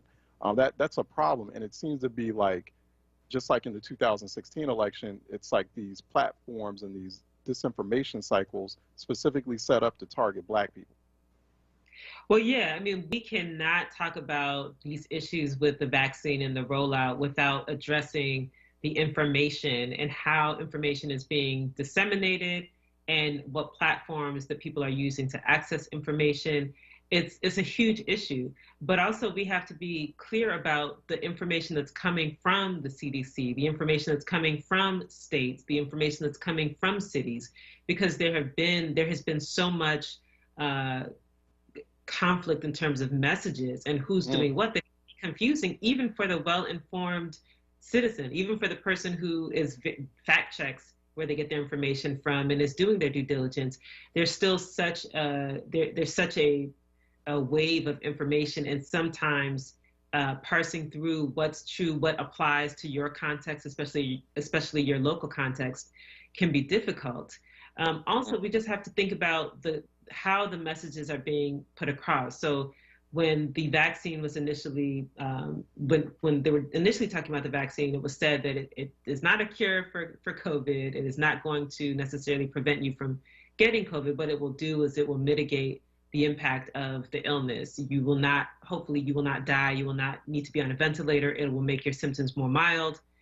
So it was established from the beginning that it's not a cure-all for COVID. However, when you look at the mitigation efforts at the city and state level, if it still doesn't prevent you from getting or spreading COVID, why would we simultaneously be advised to remove the mask mandates, right? So the CDC did come out and say masks could be removed when you're outdoors and eventually when you're indoors. And so now we're seeing this surge, but what are people supposed to think? They're being told on the one hand that the vaccine won't cure them or prevent them from catching or spreading COVID. But then on the other, they're also getting messages from the CDC itself saying that removing the mask is okay, right? So there's responsibility on us as citizens, residents, whomever, to do our due diligence about where we're getting our information, the kind of information that we're getting. But there's also responsibility on the part of government, city, state, federal, and the agencies to make sure that they are consistent in the messages that they're putting out. Because if they're not consistent, it only exacerbates and creates more opportunities for platforms to distort the message or to put out misinformation. I think you're very much correct. And, you know, talk too about or kind of give us, you know, sort of what you think is the ideal messaging model. I think you're onto something there too, Doctor, where it's one thing that has to happen, you know, particularly from governments, from public health officials, policymakers, city, state, and federal, tailor the messaging. Like, you know your constituencies, or know that like different segments or groups or different constituencies, batches of constituencies are gathering information or processing information in different ways. There has to be cultural competency in that messaging effort, right? You know, talk a little bit about that. Like, what would that kind of ideal messaging scenario be? Yeah, I mean, you're absolutely right. It definitely has to be culturally relevant. And I think they've tried to do that by getting different champions and people, influencers, to support in getting the word out. But it has to be relevant, and it also has to be consistent, and they have to be clear. So we know there's the federal, what's happening at the federal level, what's happening at the state level, what's happening at the city level. So the agencies themselves and at these different levels of government have to be on the same page, so that they're not confused about whether I have to wear a mask in Chicago versus if I go to a suburb outside of Chicago, and it's confusion. Or people saying, oh, the vaccine, you're not going to catch COVID. And then when they hear people getting COVID who've been vaccinated, then that sends a message to people like, well, see, the vaccine is not what they said it was. Right. That kind of breeds distrust and it breeds confusion. So they have to, the agencies themselves at all levels of government have to be consistent, meaning they need to talk to each other and get the message correct. And then they need to put it out in a consistent way, in a way that's culturally relevant, where people can get it in a way that they can understand what's happening and they're not going to be confused because they're getting mixed signals. And I think right now there's a lot of confusion out there. Can I ask you, speaking on cultural relevancy and, particularly as it relates to emergency moments like this and crisis communications, there's a lot of this stem from the fact that the people who are in those rooms, in those war rooms, those emergency response planning rooms, in those agencies like a CDC, they don't look like us, right? So there's a lot of that too. Like say, we have this situation with an agency, an emergency response agency like FEMA, Federal Emergency Management Administration. It's not a whole lot of diversity. It's mostly white people who are making the decisions about responding to emergencies, especially climate crisis emergencies, when hurricanes and tornadoes are hitting primarily like black communities that are on the Gulf Coast or on the East Coast, right? And they don't have any idea how, they just make assumptions based on their own sort of middle-class white lived experience, as opposed to, okay, well, what is the low-income or middle-class black lived experience? The middle-class black experience is not the same as the middle-class white experience. So you're like, is that cultural relevancy, that cognitive dissonance there, is that a result of just, there's not enough of us in those kinds of rooms? I certainly think that that's part of it. I can't overstate the importance of being in those rooms because, we've seen what happens when we're not in those rooms. And when I think back to the earliest days when the vaccine was being rolled out and the messaging, there was so much messaging that completely discounted the very legitimate concerns that people had, in particular Black people, about getting a vaccine. It was very dismissive, it was condescending, and completely ignored the history that people that exists that shows how Black folks have fared when it comes to the healthcare sector. And so I think at some point, more, in particular, Black doctors and Black public health officials and Black people in general started speaking up and saying, no, this isn't just because we don't get it or we just haven't read the science. It's based on experience and based on fact.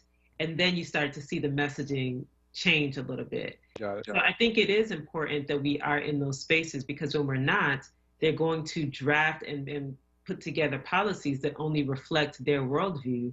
And in many instances that it's not relevant. And in some cases it can actually be harmful. Yeah, I've seen, Doctor, I've seen some really smart and, culturally competent, culturally relevant, in touch, like Black medical professionals. Like I've seen their tune change just in a matter of months, like of a couple of months. Like at one point, they were there like since last year about the vaccine and saying, hey, listen, and they were pressing for that conversation about, medical racism, medical bias, about, experiences that we've had as a community with, horrific experiments like the Tuskegee experiment, et cetera. So they were there last month, and then suddenly I've seen a shift, and they were like, hey, we need to take our time as we talk to our people in our community and people in the neighborhoods about the need to get vaccinated, but also processing their concerns. Now they've lost patience. They're like, at what point do we then say that, hey, listen, we've had this conversation long enough. We've gone over it time and time again directly with the community.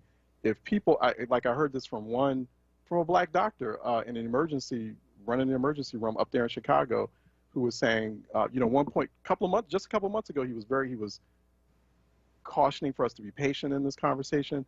Just last week, he's like, listen, if at this point, after we've had this big community-wide conversation about why vaccines are important and we've addressed the historical issues, you're not getting the vaccine. He's like, I don't know what's going on. Something's wrong with you. So, how do we, what's the point at which we start to just say, hey, you know what, we've got to get through this. This is killing a lot of people, especially a lot of Black folks.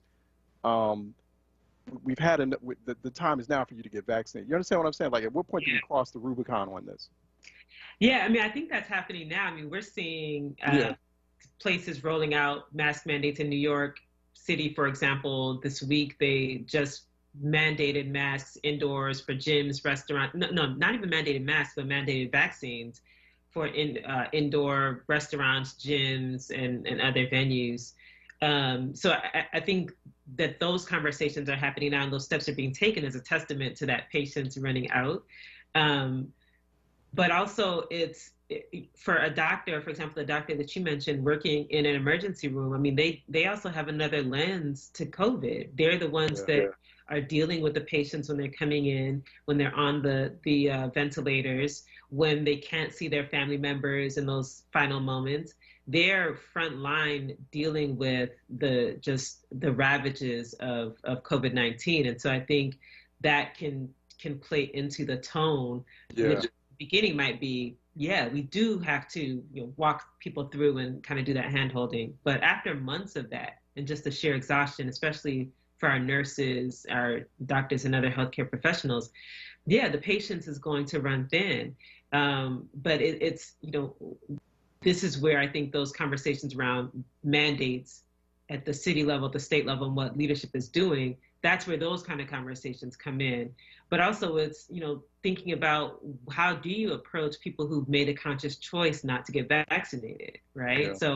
We have to actually acknowledge there are people who have made a conscious choice not to get vaccinated, and they're not all, they're not uneducated, because there's this, I think this leaning towards, well, they just are uneducated, they're not too smart, or they're selfish, or and that's actually not necessarily the case. And I think when we take that approach, we actually make ourselves less effective in being able to meet the goals that they've set forth as far as getting people vaccinated. There was a viewer here, Dr. Phyllis Williams, and thanks so much, Phyllis, for leaving a comment. But she's saying, yes, lots of confusion about why you should or shouldn't take the vaccine. Plus, we must be careful when the government is giving a mandate that we take the vaccine, putting something in our bodies that we're against. What next? So now I'm hearing that conversation as we're getting. I knew mandates were coming. I'm like, if we have this many people still getting unvaccinated, the mandates are next. Like, you can't get employed, you can't go on a plane, you can't go here or there, especially after we saw France. After we saw France do it, which was like the first big kind of bold example of like a whole country saying, okay, you need like proof of vaccination before you can navigate through society. I'm like, okay, we're now it's coming. How do we manage that conversation, right? Because like I'm sure you saw like the mayor of Boston just a couple of days ago, black mayor, black woman, she's a Democrat. She's like the acting mayor right now, but she was saying, I'm worried about vaccine passports. That's what she calls them. That's what some people call them. This is going to become an issue. This is like slavery.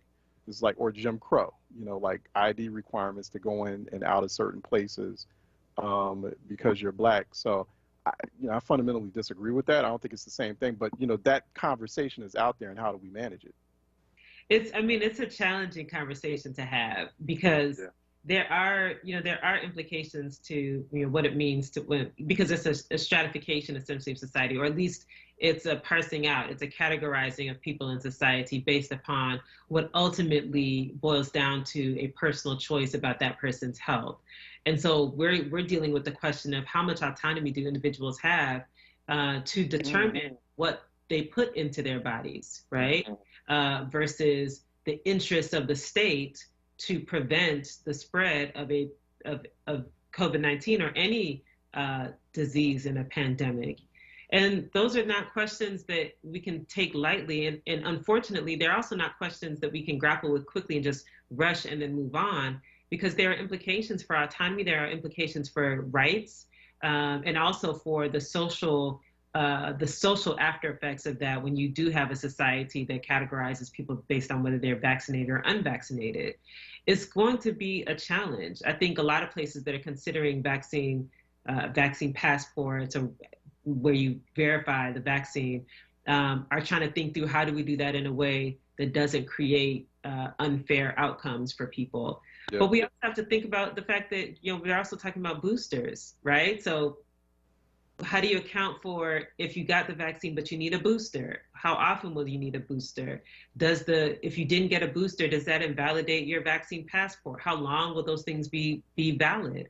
There are significant logistical questions related to mandatory vaccines that have to be worked out, in addition to the ethical questions about what it looks like to mandate that people have a vaccine to participate fully in society. Yeah. We've been talking with Dr. Amara Inya. She is the policy coordinator for the Movement for Black Lives, also regularly studies at local, national, international levels, social impact, and also public policies, a public policy strategist with a background in community organizing, advocacy. She's joining us here. We got to have you back, Dr. Inya, because there's a lot more questions. Unfortunately, I ran out of time, but so you gave me a lot to chew on, a lot of food for thought. So I definitely want to have you back on soon so we can continue to talk about this issue and others. So so definitely don't make yourself a stranger. Absolutely. I would love that. All right. Excellent. Excellent. All right. We'll take you up on it. So we'll talk with Dr. Inya, I'm sure, real soon. Listen, take care. Be safe. Thanks again for your time. Thanks so much. You too. All right. Let's take a break. When we come back, more Reality Check here on WURD. I've done everything to stay healthy and protect my unborn child during COVID. The way I see it, getting vaccinated is one less risk to me and my baby's health, for now and the future. Plus, free vaccines are available in my neighborhood. You don't even need an appointment. Just walk in. You have the power to finish this. Visit pa.gov/COVID for more information. Paid for with Pennsylvania taxpayer dollars. The Mattress Man is a second-generation family-owned mattress specialist business since 1988. Open 7 days a week, located at 7421 Stenton Avenue. The Mattress Man discounts Serta, memory foam, orthopedic, and Comfort Tech mattresses every day. You deal directly with the owner, Julian, to ensure you get the best price and best service. The Mattress Man offers same-day delivery on most models to most areas. Ask about the WURD discount. Call 215-424-5550. What is dedication? My daughter started making necklaces. She makes what we call affirmation fashion. I tell her every day that your black is beautiful. Your black is beautiful. And if there's anything better than being beautiful, it's being smart. And if there's anything better than being smart, it's being kind. And reaffirming that every day is our method of making sure her chin never drops. My dad wasn't around, and I remember riding a bike and falling off and cutting myself, and me never just wanting to get back on it. People ask, how your children learn how to ride a bike, and you didn't. I didn't teach them. I just created an environment where they taught themselves, and all I had to do was be there. That's dedication. Visit fatherhood.gov to hear more. Brought to you by the U.S. Department of Health and Human Services and the Ad Council. Reality Check with Charles Ellison right now on WURD Radio and WURDradio.com. Okay, welcome back to Reality Check 96.1 FM, 900 AM, WURDradio.com. WURD TV, WURD app, of course, WURD TV, WURD app. If you're listening beyond the greater Philadelphia area, listening throughout the nation, throughout the world, here on WURD. Join WURD for the Summer of Freedom Neighborhood Love Tour. This year, we celebrate West Oak Lane, Mantua, North Philly, West Philly, and South Philly. Tiffany Bacon will broadcast live from a different neighborhood each Friday, 10 a.m. to 12 noon. Our next stop is South Philly at the Marion Anderson Recreation Center, 740 South 17th Street on Friday, August 6th. Enjoy live performances, meet special guests, and stand with WURD. Be a part of the movement to amplify the voice of the Black community. Show your support and join our Renew Your Forward membership on site. That's the Summer Freedom Neighborhood Love Tour at the Marion Anderson Recreation Center from 10 a.m. to 12 noon. That's this Friday. Please mask up. And if you haven't done so already, get vaccinated as well before you're going out there navigating in public and putting other folks at risk or yourself at risk. So just do the safe, do the correct thing, especially as we're engaged in this Summer of Freedom Neighborhood Love Tour. So that's this WURD coming back with that. Michelle Hudgens is Senior Vice President at Neighbor Works America. They have conducted an annual housing survey. I have some key findings and takeaways that Michelle is on with us to talk about. For more information, you could go to neighborworks.org to check out that survey. Michelle, I believe, is joining us by phone. Michelle, can you hear me? Yes, I can. Thank you very much for having me. All right, good. Thanks for joining us. Really appreciate this. So, talk about that survey. So it was the new housing and financial capability survey. Obviously, confirming what we already knew about the challenges of credit for American households, but especially for Black people. But give us sort of the top line overview about what this survey showed you. What stands out? So the survey is a national survey that we do every year just to get a greater understanding of what does the housing environment look like and what are the people that are looking for housing, what are the challenges and the barriers. And there were a couple things that came out. One of the bigger things that came out or stood out for me is that, you know, the barrier to home ownership, and when you consider home ownership as one of those things as a equity equalizer, you look at the barriers to home ownership and you realize that 62% of Americans are homeowners, but when you look at the numbers for the Black community, it's as low as 42%, which is the same that it was when the fair housing policies were put in place in the 60s. That's a problem. It also tells us that when you look at what are the reasons why it's only 42% for Black homeowners, and some of the challenges are still persistent in terms of access to credit, or the challenges or barriers around saving enough money or actually getting access to the communities that they need. Those are the things that the survey tells us are still far too high and that we need to be addressing and looking at. Yeah, like, and how deep are those? Because that's a conversation that I am starting to hear bubble up, and I'm encouraged by that. Because it seemed like we were missing that, you know, especially through the pandemic. Like, this is people's credit are definitely taking a hit, but this was a problem before pandemic, obviously. But it seems like it's one of those conversations we sort of like avoid. You know, we'll talk about every other issue but the credit situation, which is really weird and bizarre. But like, how deep are those credit disparities? Well, it's not even a question that we avoid. It's a question we assume is the case and don't do anything about, right? Because that's a little bit different. What we know is that Black adults are hit the hardest when it comes to credit concerns. 43% of them have had financial applications denied. And when you talk about not just owning a home, but getting a car so they can go to work, that also means that, you know, we're able for them to get an affordable rental unit, an apartment, someplace for them to live. Those are the challenges that come with deep credit concerns. You have 49% of Black adults have delayed financial decisions altogether. So people are spending more money to live someplace or to, you know, take transportation, use Uber or Lyft or even public transportation than if they had actually utilized credit, had access to credit. They could buy a home, sometimes paying less than they would have if they were renting a car, which in some cases may be cheaper than the transportation forms that they're using. There are so many places where that is the case. And, you know, last year, well, year before last, not in 2020, but in 2019, one of the greatest groups that was impacted by this were millennials and those that Black students graduating from college. And so they were delaying the idea of homeownership, not even looking at it as a consideration because their credit was impacted by their high debt rate because they had so many student loans. And so it really is something that's perpetuated throughout the community and not just with low and moderate income and not just for those individuals who don't have education or degrees. What you know, could you give us sort of an overview of, you know, key steps that you think, like, I mean, what's the model for Black consumers, homeowner or not, to improve their credit? Sure. So one of the things that our organization, NeighborWorks America, does really, really well is that we do housing counseling services. By connecting with a certified housing counselor, that housing counselor is going to help you set up a plan that will allow you to save money, help you to understand where you have your challenges and how do you improve or overcome those, help them access their credit reports, put them on a plan for credit restoral, credit renewal, but then also help them to begin to save money.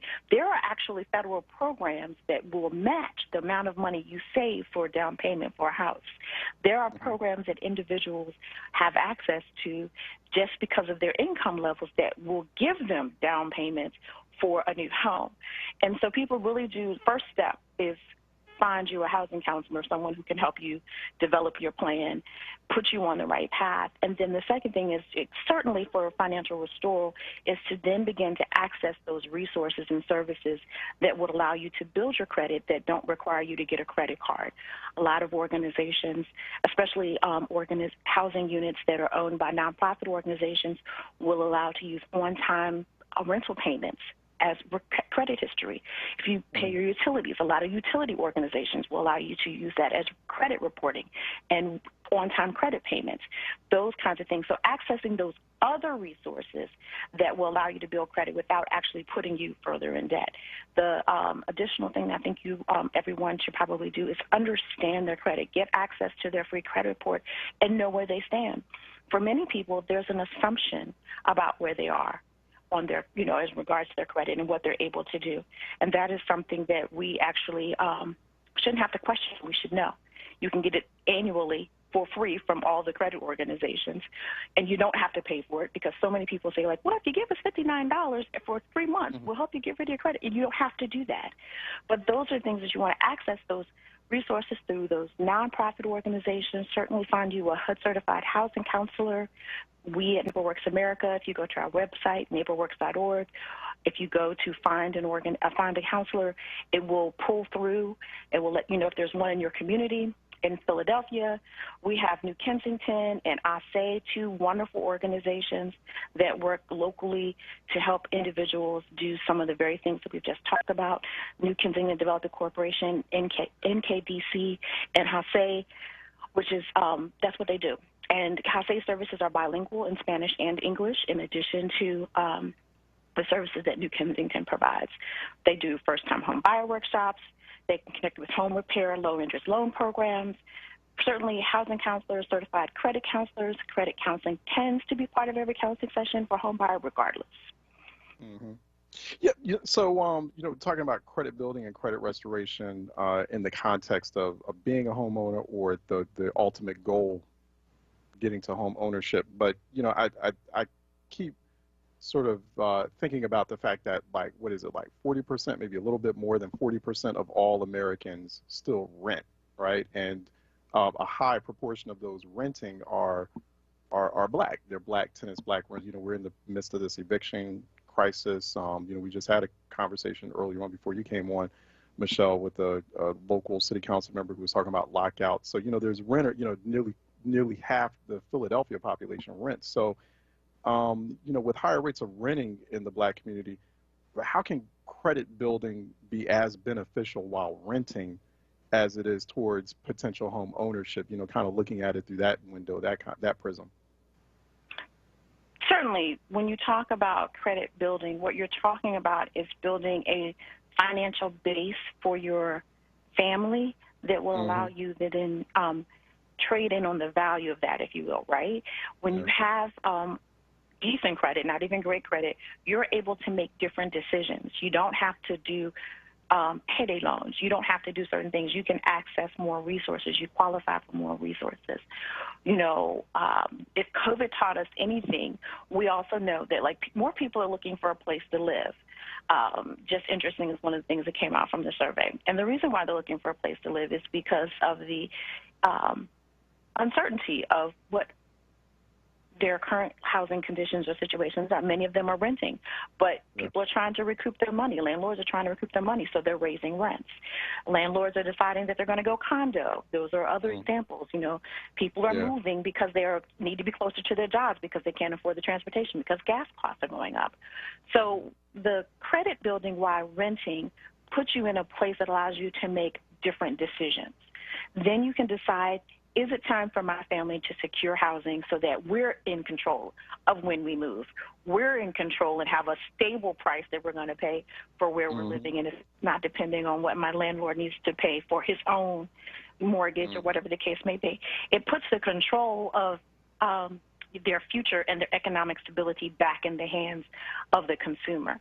The other thing is that it then recreates generational wealth, because then you begin to have equity. Then if there's something that goes on in your family, your kids decide to go to college, your kids decide they want to go into the military, and you need to send them across country to culinary school in California, whatever the case may be. You could borrow that equity in your home. You don't have to make the same decisions. You also, if something were to happen health-wise, you have that insurance and that stability because you have something to fall back on. But you also then have something that you can give as an asset to the next generation. So it's not just about the here and now, but then also what are you doing to change the paradigm for your family? What are you doing to put your family in a more stable economic position so when things like pandemics, instability of the market come about, you're not as impacted or affected and have to make as many rash decisions? That was a real good point. So I have to ask Michelle. So, because I've been talking to some experts, policy experts, about this, and it's just trying to figure out like, what are some policy prescriptions? What are some policy fixes we need to? I mean, in a way, there is an argument out there to fundamentally reshape and overhaul the way that this is traditionally done in a way that's really truly equitable. There are a lot of conversations about on Capitol Hill, in fact, because there was a recent House Financial Services Committee hearing, which is that the Congresswoman Maxine Waters chairs the House Financial Services Committee.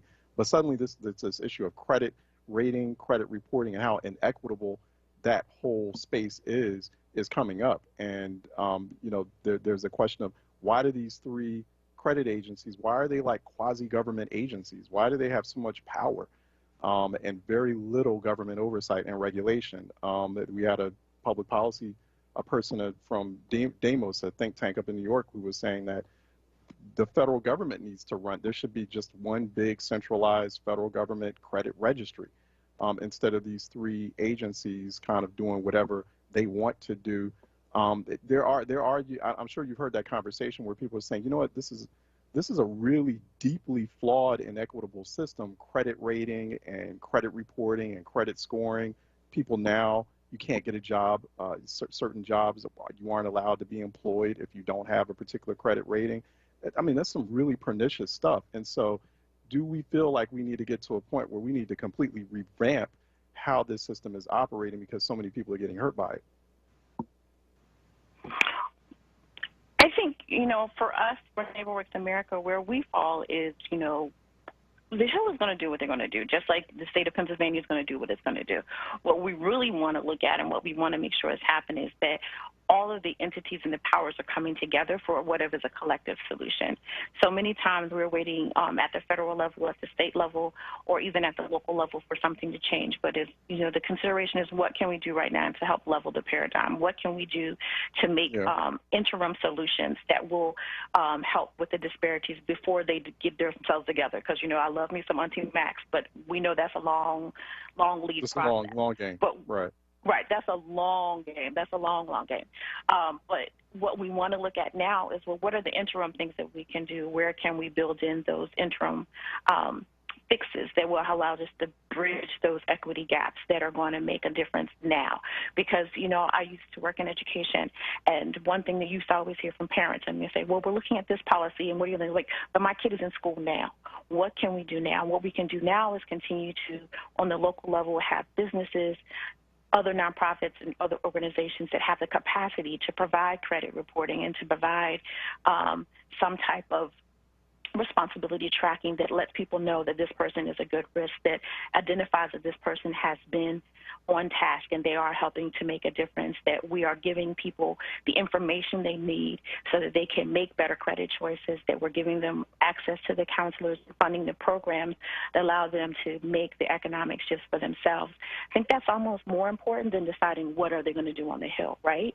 Because when we think about the here and now, I mean, you can make the argument that at some point on that's going to have to shake out at some point. I would agree. I agree totally with you. We have to do something in the immediate interim term based on the circumstances and the environment now. But I would argue that at some point there's got to be a policy change on this because it's been going on for too long. I mean, at one point there wasn't a credit rating, credit scoring system.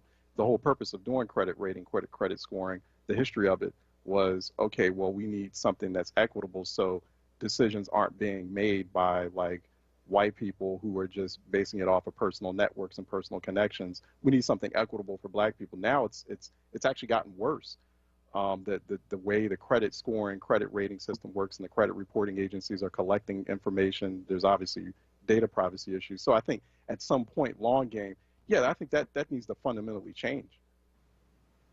I don't disagree that we need changes, but we need changes across the board, not just with the credit agencies. We need to, have changes with those individuals who are able to report, and how they're able to report and what they're able to report. We need to look at how people are weighting what the report does and, what banks and institutions, how they're using the information. We need to make sure that people, the way that we access it, people are able to comment and provide content to a credit report, but I'm only able to access it once a year for free. Well, if I'm supposed to be changing it, proving it, and fixing it, don't I need access to it? So I think there are a number of factors across the board that we need to look at. But if we're going to make sure that change happens, we also have to put power in the hands of the consumers and get them up to speed on what is it that they need and what resources are available to them so that when the laws change, that they're ready. Yeah, that's a very good point. We've been talking with Michelle Hutchins. She is Senior Vice President at NeighborWorks America, neighborworks.org for more information. They got some services there, too, but you also should check out this recent survey that they put together, the Housing and Financial Capability Survey. Very, very important information. And go to neighborworks.org to check that out. Michelle, I'm looking forward to talking with you again and keeping in touch with you about this issue. So please keep in touch. Real good conversation. Thanks again. Thank you so much for having us and looking forward to it. All right. Take care. Be safe. All right. Let's take a break and we'll be right back with more Reality Check. Build skills needed for employment through the Philadelphia Skills Forward Initiative, a free upskilling program for workers displaced by the pandemic, those whose jobs are at risk for automation, and Black and brown workers. Complete courses focused on digital literacy, career management, and professional skills for a successful career. Get started today at chamberphl.com. A Night of Passion makes a married doctor question his assumptions about love, lust, and monogamy. In The Marriage Pass, a tale of domestic suspense from Brianna Cole, smart, sexy, and filled with drama. The Marriage Pass explores the boundaries of a relationship by taking the what if of a free pass. One partner's consequence-free night with their greatest temptation to a new level. Pick up your copy of The Marriage Pass by Brianna Cole today, everywhere where books are sold. And for more information, visit BriannaCole.com. That's BriannaCole.com. As a community service, WURD Radio and the Black Doctors COVID-19 Consortium wants to keep you informed about where you can get barrier-free COVID-19 testing and vaccination this week. Tuesday, August 3rd and Thursday, August 5th from 10 a.m. to 4 p.m. at Deliverance Evangelistic Church, 2001 West Lehigh Avenue in Philadelphia. For more information, visit blackdoctorsconsortium.com. Stay informed and stay well with WURD Radio. 96.1 FM and 900 AM WURD. Reality Check with Charles Ellison right now on WURD Radio and WURDradio.com. All right, welcome back to Reality Check. We have joining us by phone Councilmember at Large Isaiah Thomas, Philadelphia Councilmember at Large Isaiah Thomas. He's joining us here on Reality Check, continuing to talk about this situation with evictions, and then we were talking about lockouts earlier on with his colleague, Councilmember at Large, Helen Gims. Some real big concerns there. Councilmember, how are you doing? Thanks for joining us. Really appreciate it. Thank you for having. I appreciate it.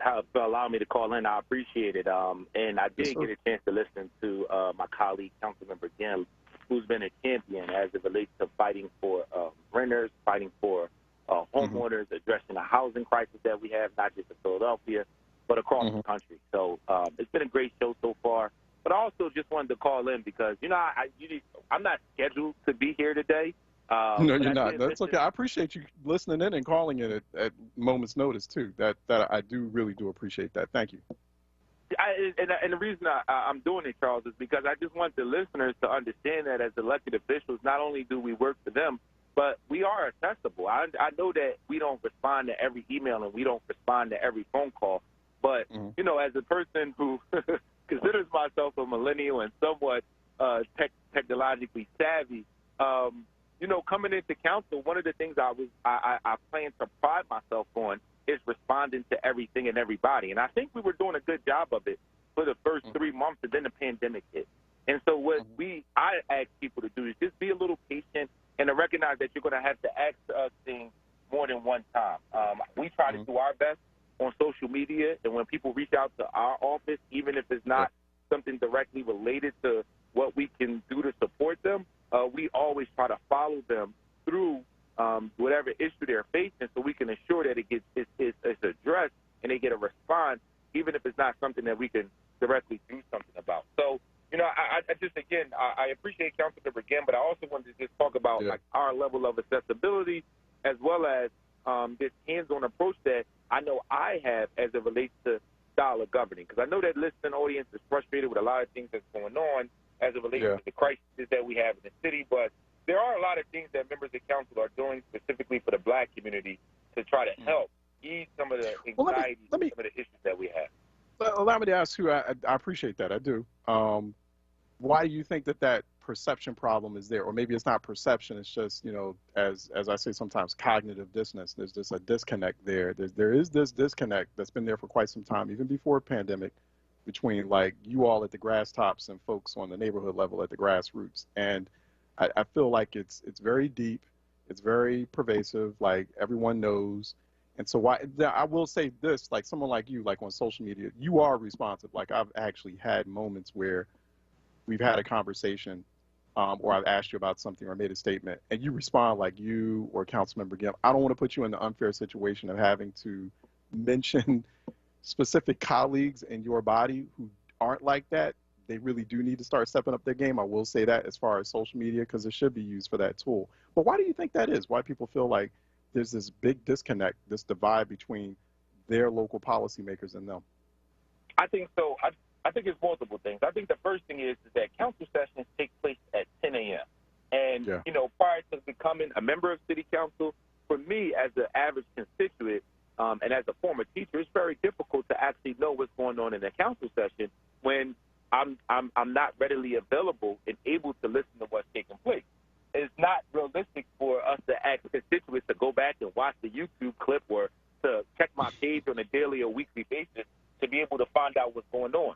So somehow, some way, we have to think about how do we address this issue to make sessions and hearings a little more accessible to the average everyday person. I think also, sometimes people think council is responsible for things that we're not responsible for, and that creates a level of frustration. So people are convinced that government is not doing what they need to do, and people put government all in one cloud. So if you're frustrated with your schools, if you're frustrated with the gun violence, if you're frustrated with the housing crisis, you could just go ahead and, throw some things on the wall and blame city council for all of that. And some of that we are responsible for, but in other areas we've actually done well.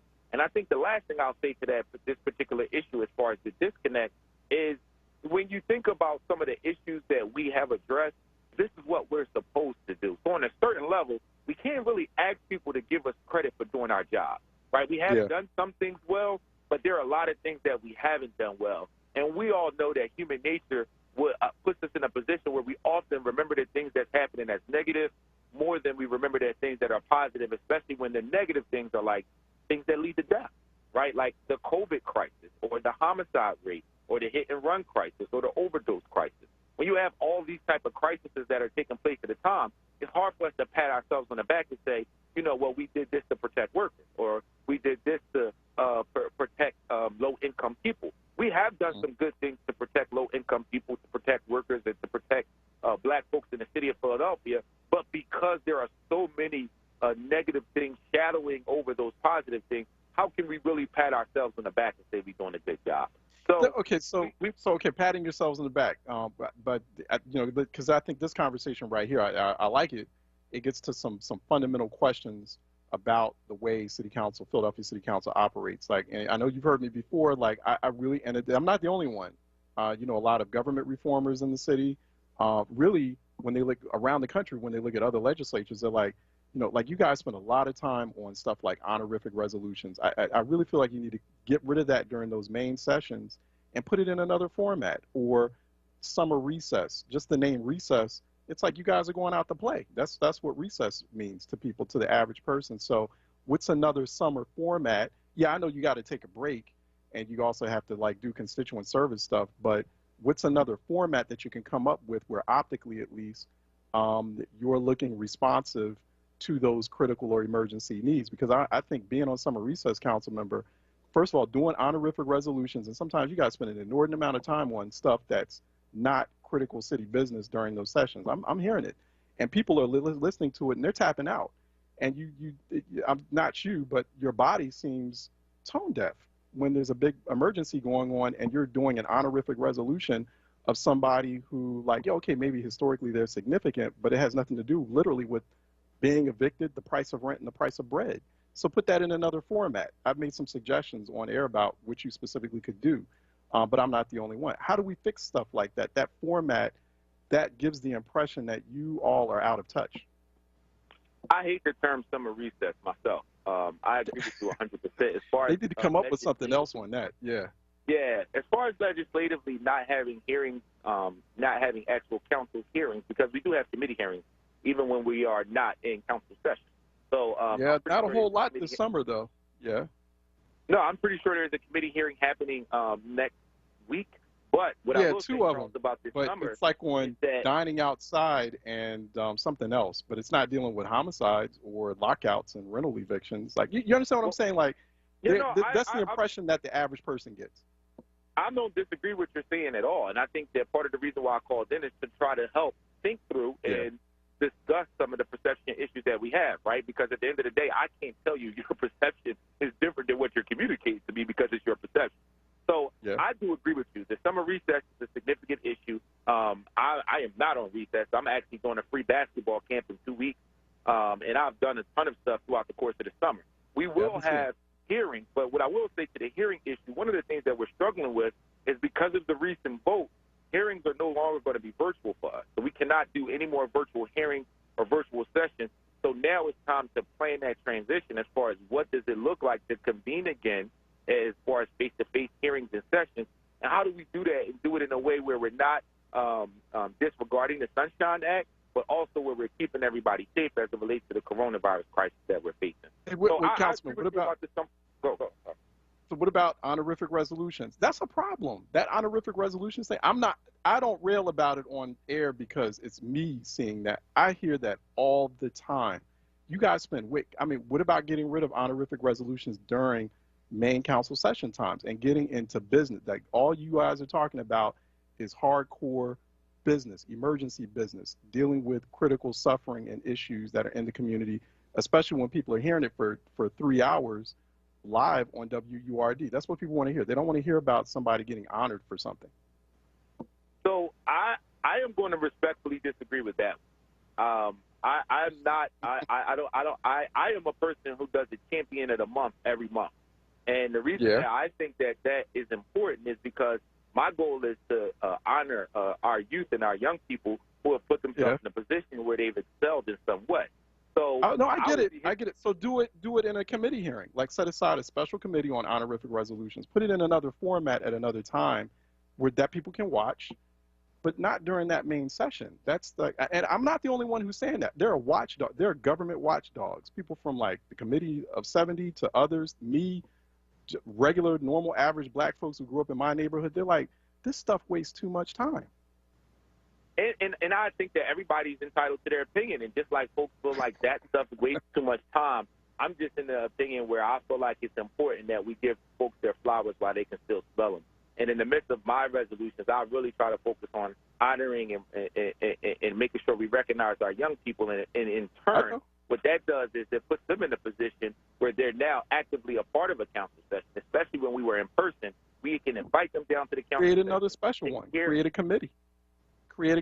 Set aside from that main big one, and you can publicize it, put out a press release about it. No, seriously. Like, why not do that? Why do it at a time? I hear where you're coming from, but my issue with that, Charles, is that if we were to do it that way, then it would exclude the folks who we're honoring in the midst of the resolutions, especially the young people, from the traditional council business that takes place. And I think one of my biggest goals is to have those two worlds intersect with one another. I want young people who are getting honored for the great work that they're doing to also recognize that there's other business that is taking place in the midst of a council. What I would say is keep it real with young people and expose them to the – so I would say, Councilman, no, I hear what you're saying, but I would say expose young people to the real hardcore business of council, show them what a legislative body is supposed to do, serious business, not resolution, not honorific resolution. We do that all the time, Charles. You know, this summer alone, I've had, over 10 interns in my office, all college and high school age students. Yeah, I love that. But the thing with that demographic is is that they got to want to be there. So we'll have a couple who is assigned to us through PYN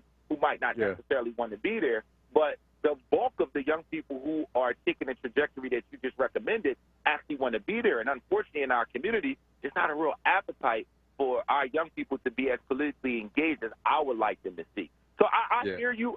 You've convinced me to think about it and at least talk to my colleagues to go to the drawing board and figure out what could we do to address the concern that you just communicated. I agree with you 100% about the summer recess. But I'll go back to the drawing board because I do think that you're communicating a credible perspective as it relates to honorary resolutions, and maybe we should brainstorm what we can do to. I will offer you advisement and send you the bill later on how to. So, hey, but no, seriously, Councilman, I unfortunately have to let you go, but I really do appreciate you calling and then also, just exchanging. I think these are important conversations. And I like it when you come on, and I want to have more of them. So go to phlcouncil.com/Isaiah Thomas. Oh, real quick, Councilman, you have one more thought? Charles, I just want to say thank you for having me. I really love your show, and I also wanted to say that I'm doing a free basketball camp. Even if the young people don't like basketball, I'm doing a free camp August 16th to the 20th and August 20th to the 27th. I'm sorry, August 16th to the 20th and August 23rd to August 27th. 2 different locations, 2 parts of the city.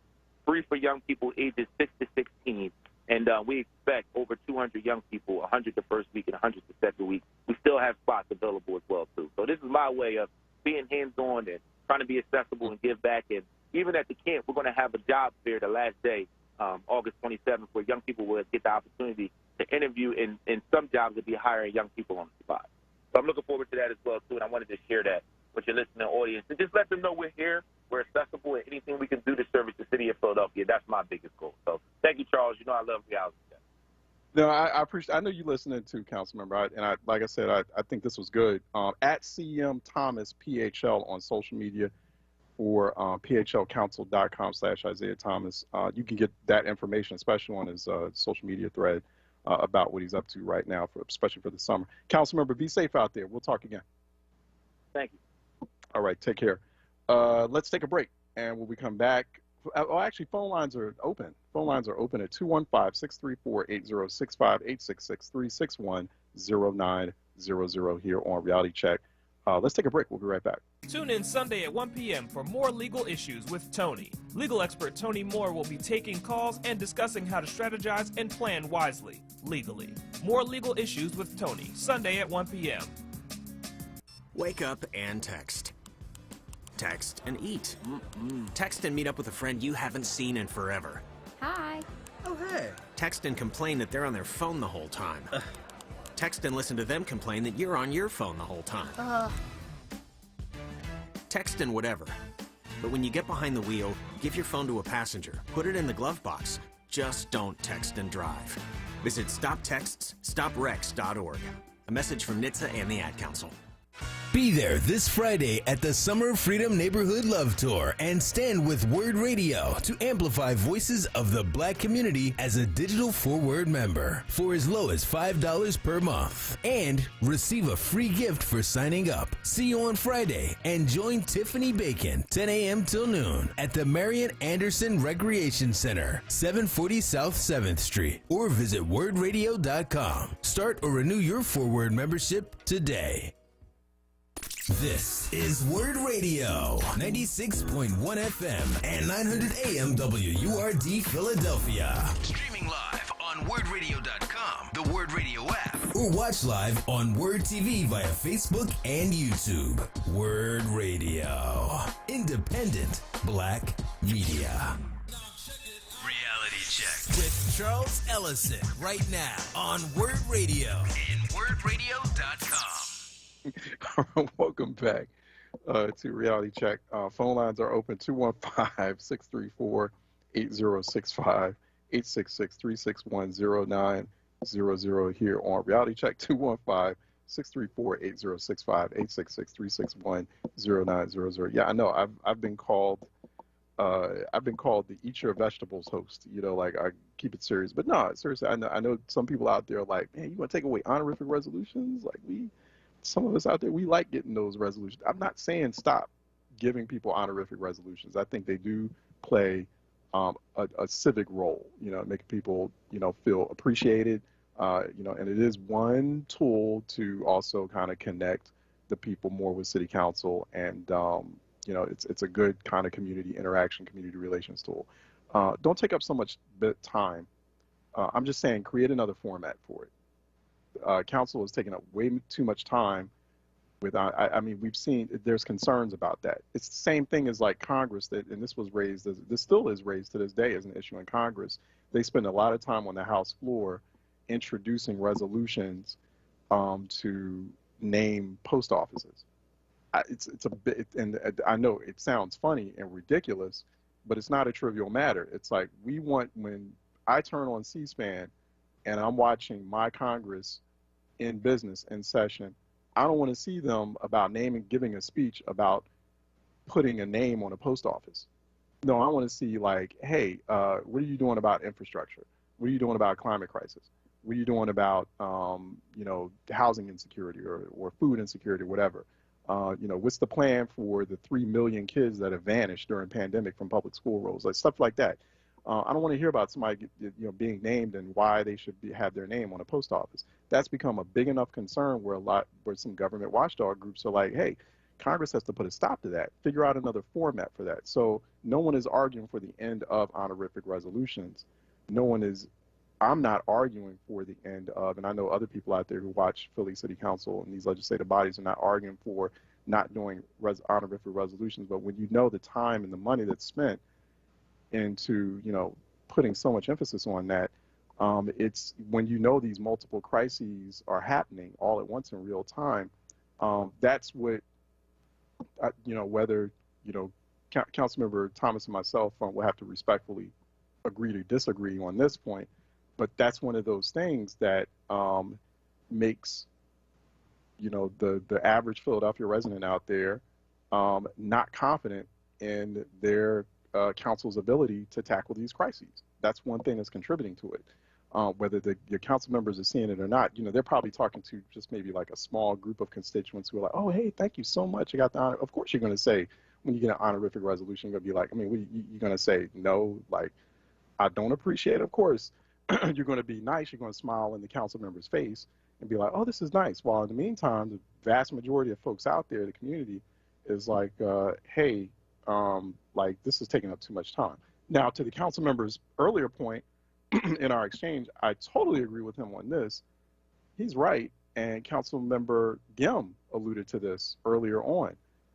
People have got to get more civic. They have got to encourage more civic participation. We've got to demand that as a standard, especially in our community and especially with our young people. So, he's right. There's not a whole lot of appetite in the community. He shouldn't have to say that, right? He's being real, but he shouldn't have to say that. He should be, in a better world, it should be, wow, we've got so many young people calling us and families calling us to figure out how they can intern or participate in city council, like that we don't know what to do. Like, we're overwhelmed with requests, demands for this. And so, like, that shouldn't be, he shouldn't have to be saying something like that, but I appreciate him saying it because it's true. It's the same thing, just civic literacy should be a standard, just like reading literacy should be a standard. These should be things we shouldn't be, like, pulling our hair out about, but we are. And so, we have a situation here, a lot of people out there, to his point, this is where he's very much correct, the council member, and his colleague, Councilmember Gim, people, are, complaining about, what's going on with government, but then we have a situation here where only 11-12% of the population in Philadelphia is making decisions about how Philadelphia should run itself. That is technically, that is an oligarchy. So Philadelphia is officially an oligarchy right now. And so it's like, how we change that is we have it where 100% of, especially people who are registered to vote, eligible to register to vote, but, like 80-90% of Philadelphia residents are making decisions about how Philadelphia is run. And believe you me, there would be this dramatic, just magical change happening to the city of Philadelphia. You want to see Philadelphia change overnight, get that kind of turnout going. So coming up 2023, that's where we really, I'm giving you the head start. Pay attention to city council races. Pay attention to your mayoral race, who's really running, and also parsing through their record. You know, I did see one viewer on here who was saying, you know, keep a scorecard. Yes, keep your scorecards at the fair. What's the scorecard? Municipal, next time, excuse me, excuse me, next time judges elections come up next. We're going to start asking them questions. Like, that's the question I'm going to have for these judicial candidates, these lawyers that like run under the radar for these judges races, and then we don't have like a citywide system and all these various like civic groups and unions, you know, like are playing around and not really, you know, tracking who these candidates are and what their platforms are. But that's going to be a big question, particularly for people running for municipal court. Like, where do you stand on lockouts? Where do you stand on evictions?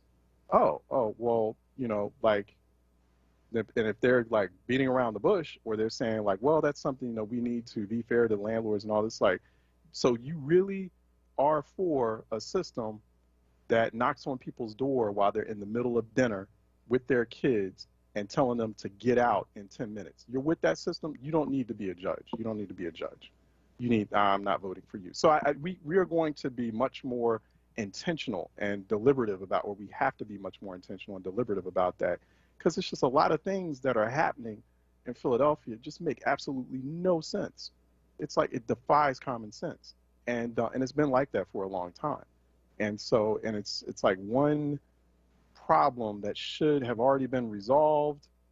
Suddenly we find out it's not, you know, piled on top of another problem, on top of another. And a lot of these things too are, some of this stuff out here is like easily fixable, you know, particularly with collective community effort. So, but, you know, while we're in it, I am glad that there's some spotlight on, hey, the municipal court is the one locking out 100 people a day. That's a human rights violation. That is like a human rights abuse. That's what that is. Like, how do you lock people out in the middle of a pandemic at a clip of about 100 per week?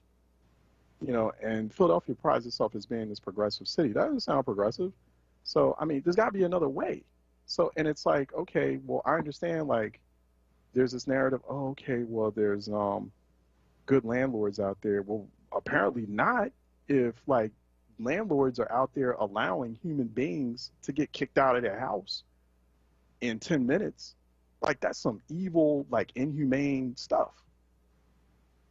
I mean, it's like, I'm really trying hard here not to use choice words. Like, I don't know if people can see it on my face. Like, I'm really, because it's infuriating. Like, how can you call yourself a human being? I don't care, you know, like, you're a struggling land. Okay, well then get with your tenants and like figure it out. There should be no such thing as, because then that all, see, that's the thing. People act like these types of things happen in an isolated manner. I'm not telling you something because I'm trying to be like some, you know, like a bleeding heart liberal or progressive. I don't care about those labels. I'm just telling you what's common sense and what's practical, and trying to save a city from collapsing in on itself and destabilizing. Because it doesn't, it's like you thinking that these things, you know, a person who's getting evicted or getting locked out, you think that, okay, well, you know, that's not my problem anymore. You know, no, it is your problem, because then, looks like we got homicides near 30, damn near 30% above where they were the same time last year. And, you know, then you're walking around after you know, either a landlord or some uncaring citizen, you know, you're thinking, well, it's not my problem. You know, like, I'll just step over this homeless person here. Like, oh, I'm nothing to see there. I don't want to see that. You know, I don't see that guy getting arrested, stopped and frisked by that cop or whatever. You're thinking it's not, that you don't have to deal with it. But then, you know, watch and see, you know, you're like sitting down in an outdoor diner at dinner, and then suddenly a shootout happens. Or like, you know, you're watching the news and you're like, oh my gosh, this violence is out of control. It's like, yeah, well, if like, you know, you had stopped and just paused and thought about the common good for once, you know, then, you know, it's like, if you have more people thinking in that mindset, you wouldn't have these kinds of destabilizing moments, or you'd have half the destabilizing moment happening in a place like a place already distressed like Philadelphia. See, that all adds up. The more and more we just distance ourselves from these crises, or think that it won't hurt, it's not going to, oh, I'll just move out to this neighborhood here. It's not going to never, it's never going to attack me. It's never going to affect me. It's like, no, it will at some point.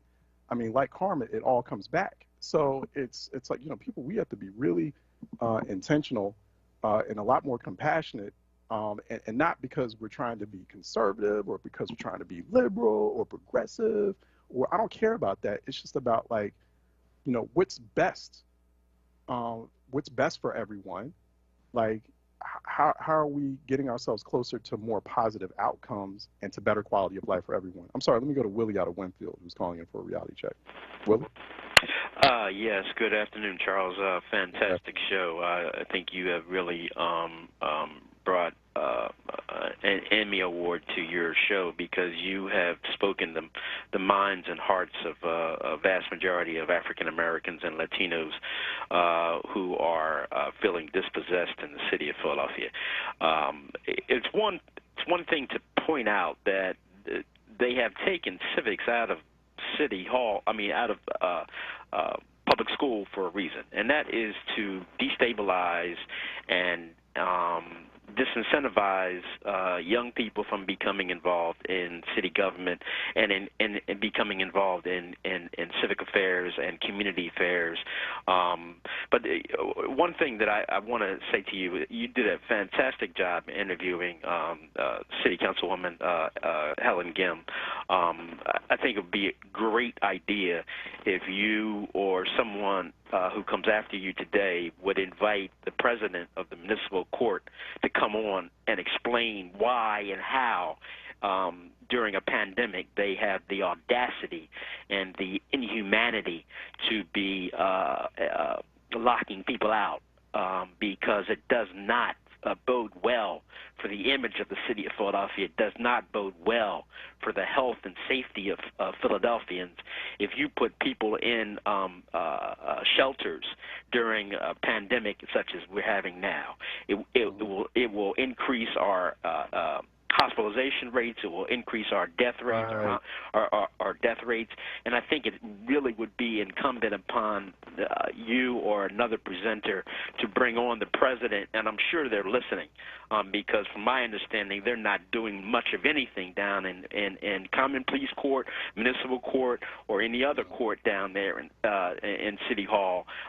They need to come on and explain themselves. They need to come on and bring attention to what is going on in a humane way. We call the city of Philadelphia a city of brotherly love. Well, that's the reason why I come on here all the time, and I say there is no brotherly love and there is no sisterly affection. But I think you did a fantastic job today, and I compliment you. But I think the president of municipal court needs to come on here and explain him or herself.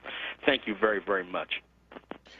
No, I agree with you. You know, it's something we'll work on. I know that's something that certain people, especially as they're hearing this or as they're knowing about what's happening down at the municipal court, are taking steps to, you know, try to spotlight this. I mean, that's I guess the one thing we have that we can do right now is just awareness, continuing to talk about it, track it, put pressure on legislators, state and local, to put pressure on the municipal court to stop that. Like that doesn't work out for anyone.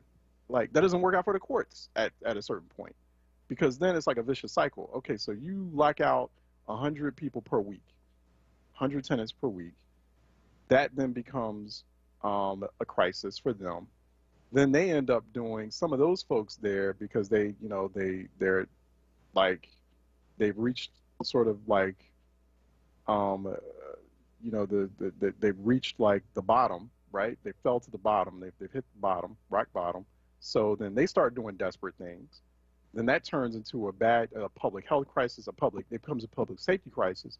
So for the courts, then they got to suddenly handle a big surge of criminal cases, overwhelming their courts, and then they're going to complain. Like then the court's going to go, we're overwhelmed. Oh my gosh, what's going on? Well, it's like, well, if you hadn't been locking out all these people, all this stuff is intersected and interconnected. It is like just absolutely hilarious sometimes in a really tragic way, but it's like this dark comical way how people don't think that these different events and the way these different affairs and moments shake themselves out, how people don't think it's not all interconnected, how at some point it's going to catch up with you. And so like that's in the court's best interest that's in the court's best interest to fix all this, so it doesn't come right back to them. Like I'm just, giving the court a solid, right? So you want to fix these issues. You want to do it in a compassionate, humane, and practical way, just a pragmatic way. Let me go to Mr. Rick out of Germany, who's calling in for a reality check. Rick, Mr. Rick. Good day, sir. Good day. You were talking about Congress a minute ago, as well as your own local government. I would ask you about the squad, how they got elected, and if you think they can be effective in changing America's course. They can be if they legislate.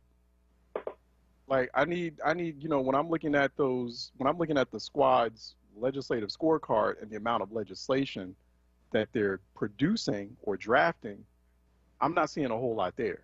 I mean, maybe I see it from what's her name, Councilwoman Congresswoman Presley, who used to be a councilwoman in Boston.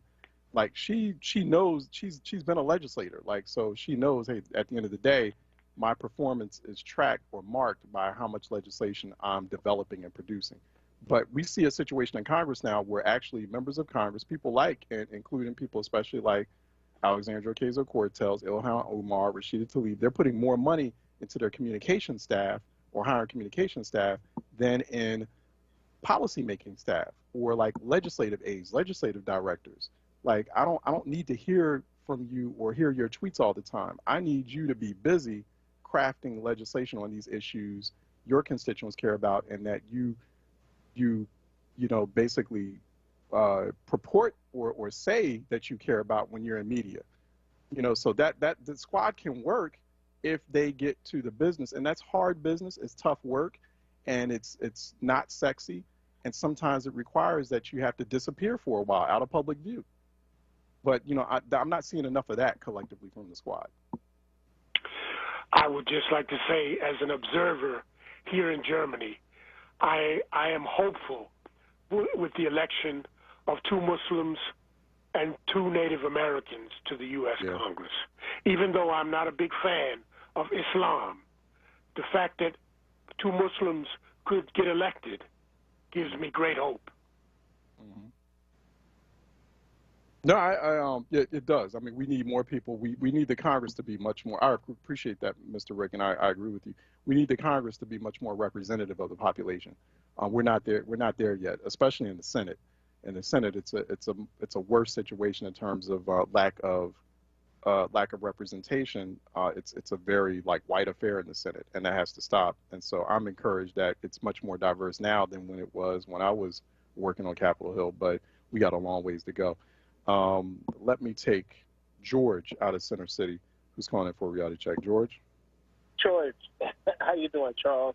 Hey, what's Charles, up? Let me ask you a question here. What we're saying is all well and good, but the courts got to go by what the laws are. You don't like what's going on, you got to change the law, the rule. Mm-hmm.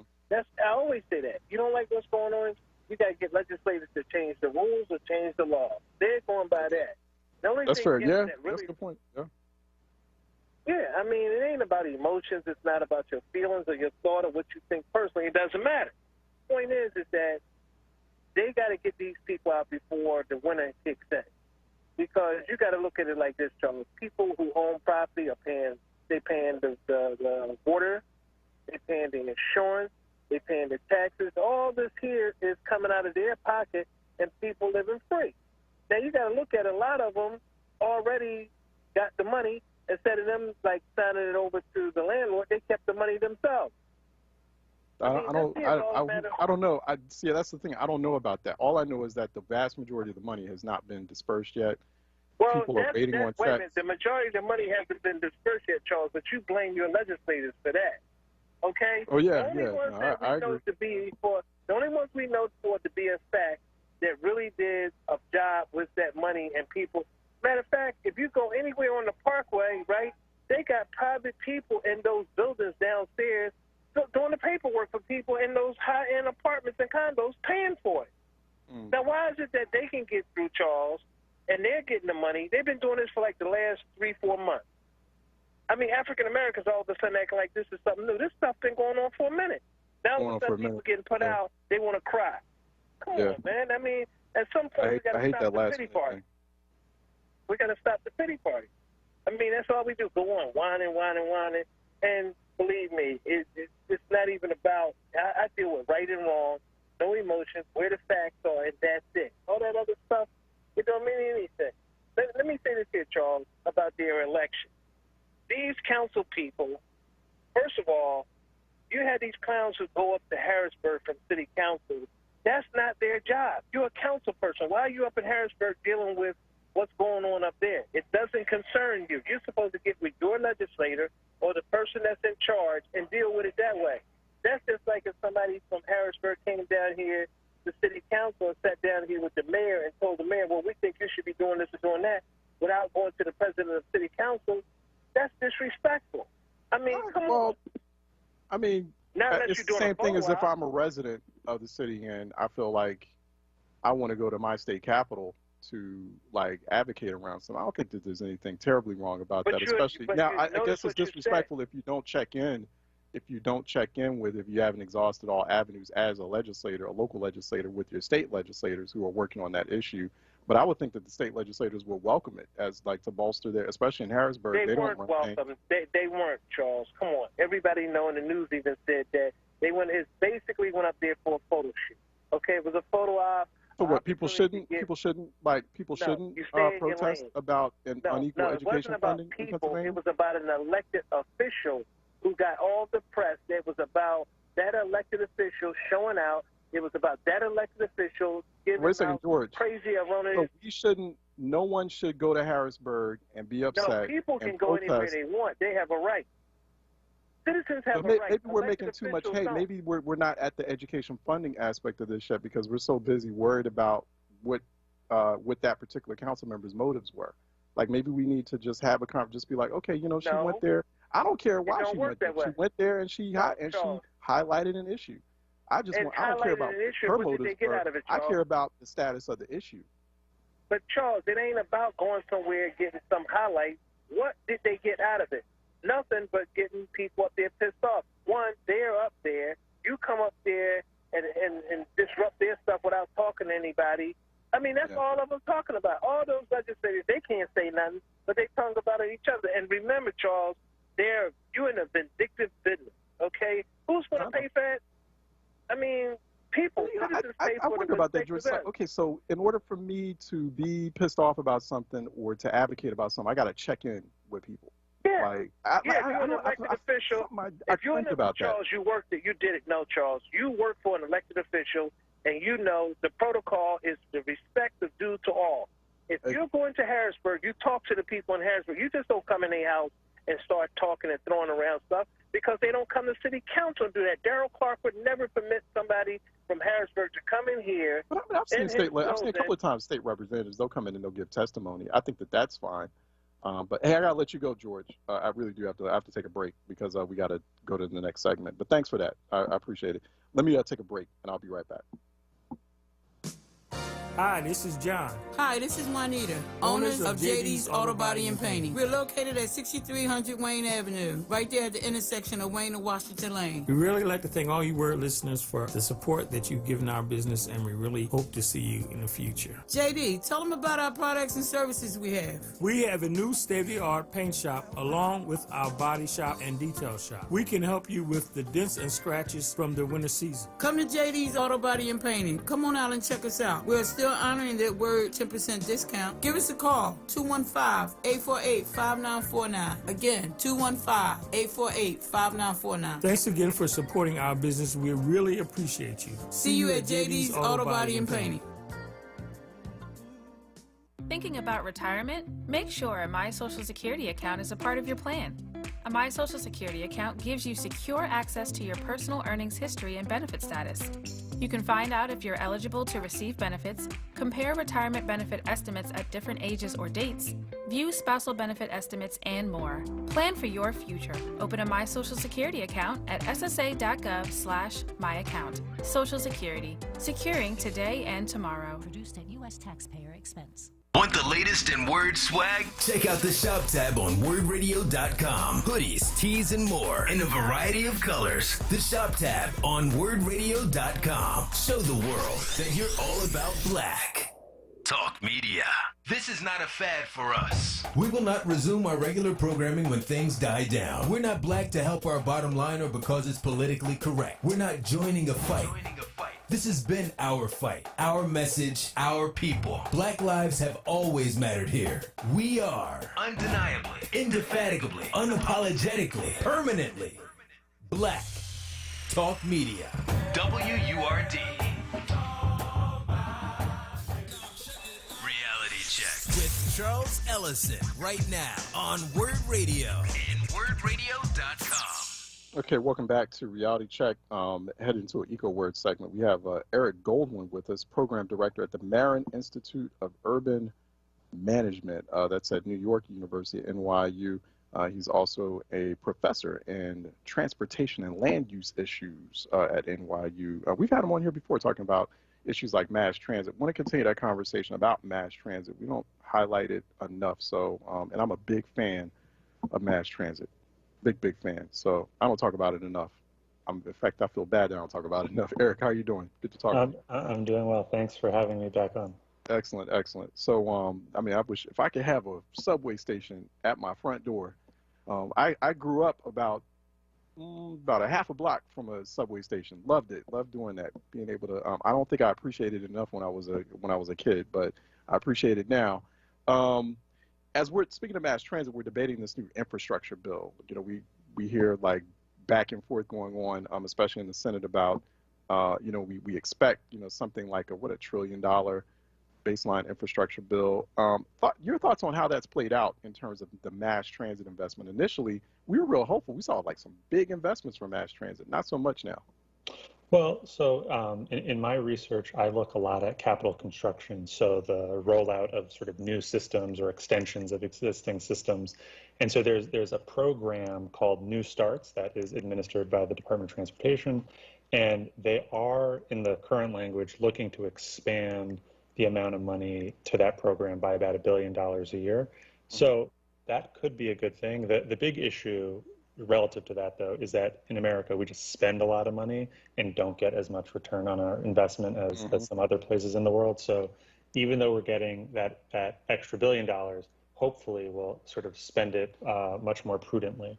I've also been looking at the high-speed rail, Amtrak allocations, and that also seems that number has come down, but it also seems to be, I think it's in the 60 billion ballpark. So there have been reductions. I think initially, when Biden announced it, is more in the $80 billion area, but it's still a lot of money. Hopefully, we can put the money to good use, just as a relative to some other parts of the world. For this $30 billion that they want to spend on the Northeast Corridor, that's DC to Boston. That's important to both of us. Yeah. That $30 billion that could bring us genuine high-speed rail if we spent the money the way they do in Spain, for instance, or something like that. Right. By the American context, it's unlikely that it will get us all the way there, but hopefully, with the interest that the president has and other members of Congress, it will really focus attention and get us to get a good project.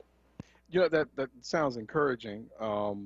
You got a lot of questions there. What about now when we talk about like mass transit systems, like a SEPTA, like an MTA, like a BART, or mass transit system places like Chicago, elsewhere? Like, do you feel like those levels of investment are still robust? For subways, for buses, for regional rail lines. I mean, are we getting enough investment there? Well, so there is money for core capacity improvements and state of good repair. It's always a mix of whether or not those things end up being what we actually need, and what is not available is sort of money for operations necessarily. And as over the past 18 months or whatever we're running on now with COVID, it's the operations piece that is the big money suck, because we need to run service and fewer people are riding transit. And so as long as that disparity is great between the amount of service being run and the number of people using, you just have a widening gap in terms of revenues. And so, that is a strain on transit agencies. But there is money for agencies in there to sort of try to make them whole. I guess, we'll sort of see what happens. I mean, historically, obviously things are not so similar to COVID times, but during the Great Recession in the 2008 period, we also saw something similar where, money for transit agencies was not as robust as maybe they needed at that moment. And so there was a reductions in service. So it would not be surprising if you did see some of that kind of stuff happen in the sort of medium term to even long term, unfortunately. But, hopefully with the focus on sort of climate and, whatever the status of the Green New Deal is and stuff like that, there will be money available for, high quality transit service. We talked about this last time too, Erica, where about the safety of mass transit, during COVID. I mean, is that hitting a chord with the public just yet? Is it resonating where, hey, listen, it's generally speaking safe to ride mass transit, buses, subways, regional rails during COVID? The risk for infection is just very, very, very low. But then again, we got to worry about these new variants, whether it's a Delta variant, a Lambda variant, or a Delta Plus variant. I mean, maybe it's a new kind of mass transit riding world with these variants that are much more contagious.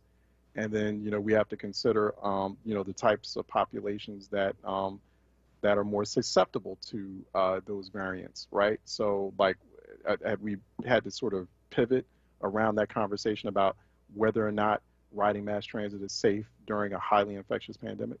Yeah, so I mean, I think, unfortunately, we were pretty confident that the Alpha variant, sort of that first one, it wasn't such a big deal. I think we're still trying to figure out the Delta variant and sort of the things that you just alluded to. Ridership, fell off a cliff, 18 months ago, but it has rebounded. It's not back to what it was pre-COVID. I think in New York, we were down as much as, 90, 85, 75%. And now we're at about 50%. So, that is encouraging.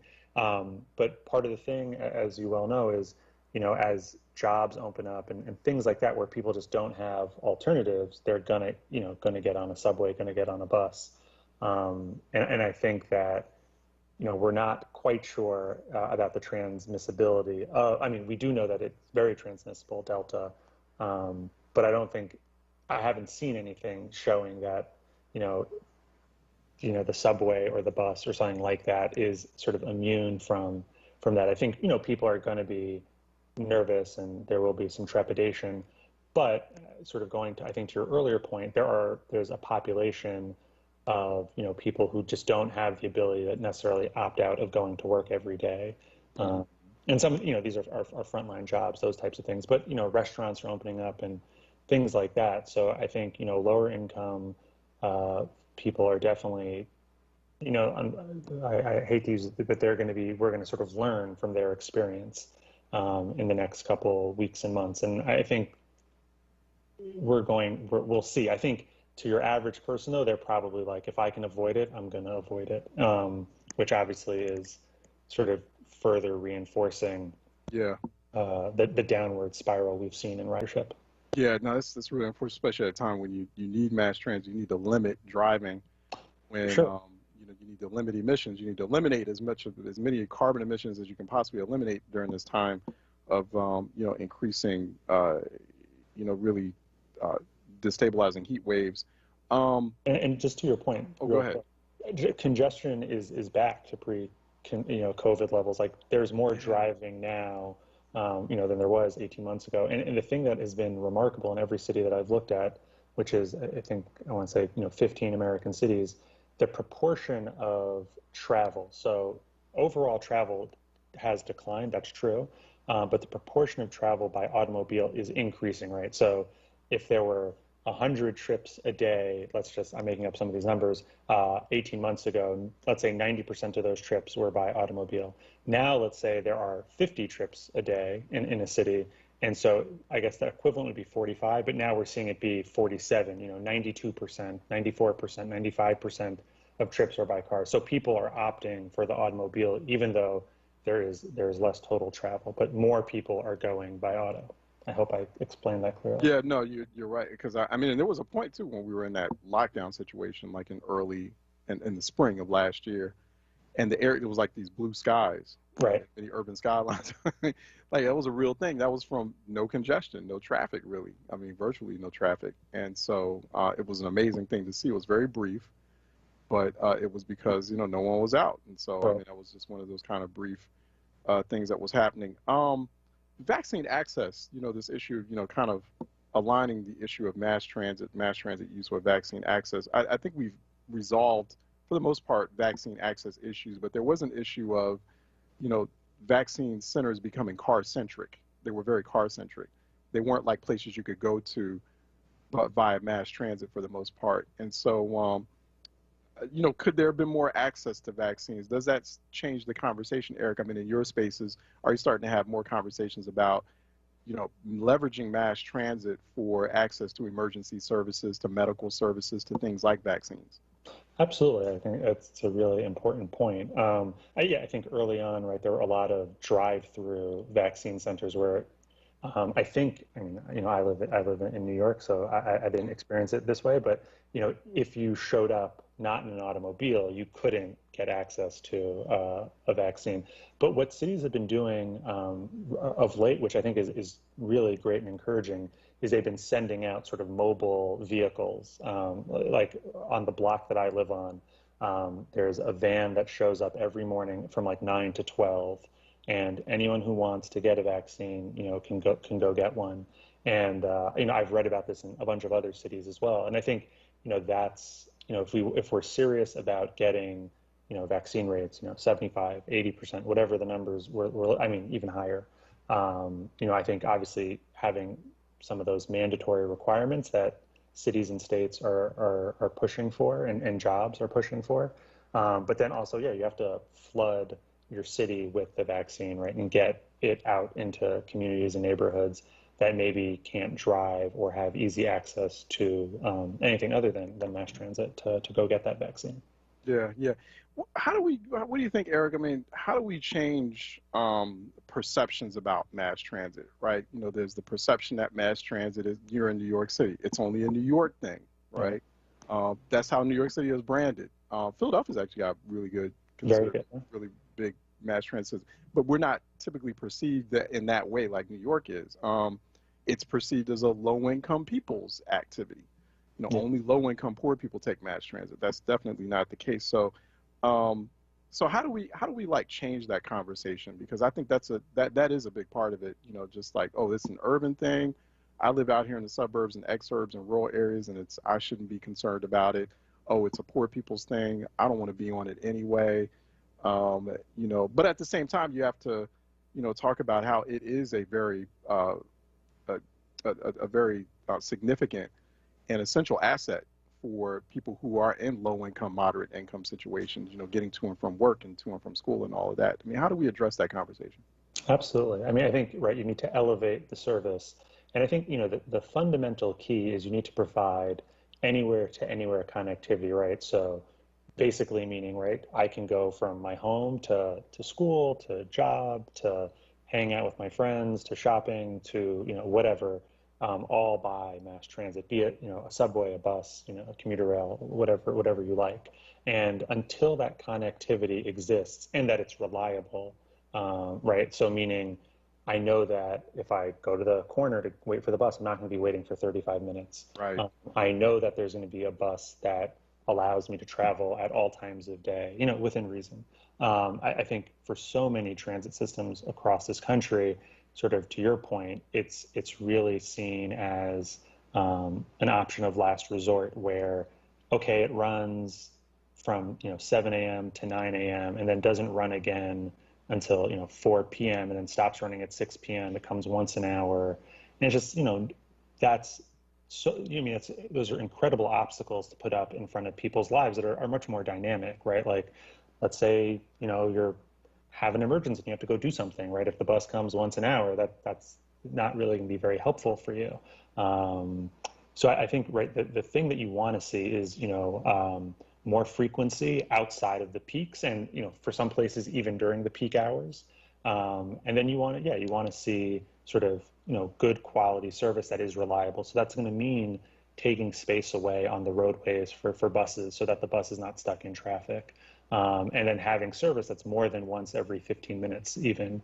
I think during those peak periods, you want to see in cities, every 5 minutes, every 10 minutes. Yeah. And I think, that's going to bring people into the system when they see that, okay, it's not going to take me, 17 transfers in 3 hours to go the equivalent of a 10-minute car drive. I mean, I think whenever I travel outside of New York, since I don't drive, I'm always struck by, just how difficult it is to get around, usually by the bus in most places. And then some places have very nice buses, but they come extremely infrequently. They get stuck in traffic.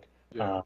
And again, you have to make a lot of transfers to get to your end destination, which, those are all killers, right? Every transfer, every waiting at the stop, is just an added delay, is an added reason for someone to, take out one of these subprime loans to get a car, to, sacrifice and exactly do whatever you need to do to get a car. And the research on that stuff of low-income people, saving and scrapping together to get a car, even these subprime car loans, is that it makes a huge difference in their lives because they can get to work, they can get to childcare, they can get to all those things.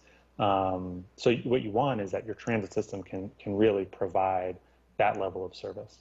Yeah, a clean system, a reliable system, a safe system. Absolutely. Yeah, I mean, I know a lot of people are in certain cities are having that issue. Like I know, like ridership in Washington D.C., and they've got a pretty nice, like, clean system, right? And it's better than it was, say, like 25 years ago. Yes. But people are afraid to go on it. There's like stuff like sexual assaults and muggings, and that they don't have a robust transit police force like they have in New York, where it's like you can see like just like New York Transit Police, for better or for worse. That's another conversation. Sure. They're there. That they're around. Like, it's not like that like in other places. But DC is really bad with that.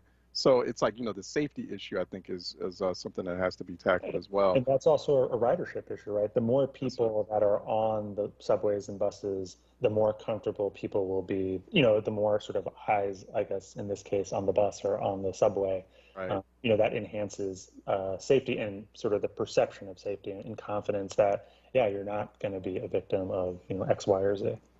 Yeah.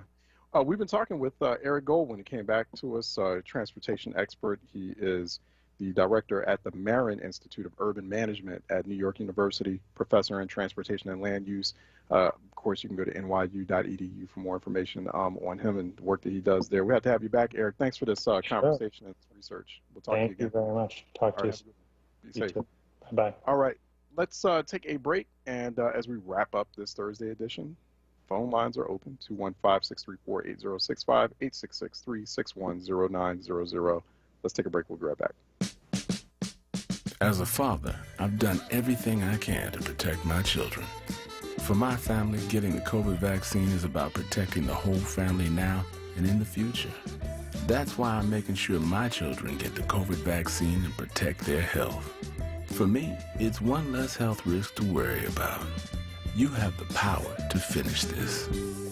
Visit pa.gov/COVID for more information. Paid for with Pennsylvania taxpayer dollars. WURD Radio Digital Tip of the Month with Stephanie Humphrey. Brought to you by Comcast. You might be enjoying the hot days of summer, but your smartphone probably isn't. Hotter temperatures can potentially damage your phone, so here are some things you can do to keep it cool. Don't leave your phone in direct sunlight or locked in a car if possible. And if you don't absolutely need it, ditch the smartphone case too. That can easily trap heat. Change the settings to lower the brightness, turn off data, put your phone in airplane mode, or try to do less high-powered activities like gaming. If you do notice your smartphone overheating, turn it off and take out the battery if you can. And don't try to cool it down by putting it in a refrigerator or freezer. Just keep your phone in a cool area for a while until it returns to room temperature. Stay cool, stay tuned to WURD for more tips, and stay connected with us at wordradio.com. When times get dark, we can't see the help that's all around us. Maybe you're not sure how you'll make rent, or you lost your job. When you don't know where to turn, let 211 be your guiding light. Our guides are ready to connect you with the help you need. 211, how can I help you? Call or visit 211.org. 211. Get connected. Get help. A message from United Way and the Ad Council. Join WURD for the Summer of Freedom Neighborhood Love Tour. This year we celebrate West Oak Lane, Mantua, North, West, and South Philly. I'm Tiffany Bacon, and I'll broadcast live from a different neighborhood each Friday from 10 a.m. until 12 noon. Our next stop is South Philly at the Marian Anderson Rec Center, 740 South 17th Street on Friday, August 6th. Enjoy live performances, meet special guests, and stand with WURD. Be a part of the movement to amplify the voice of the Black community.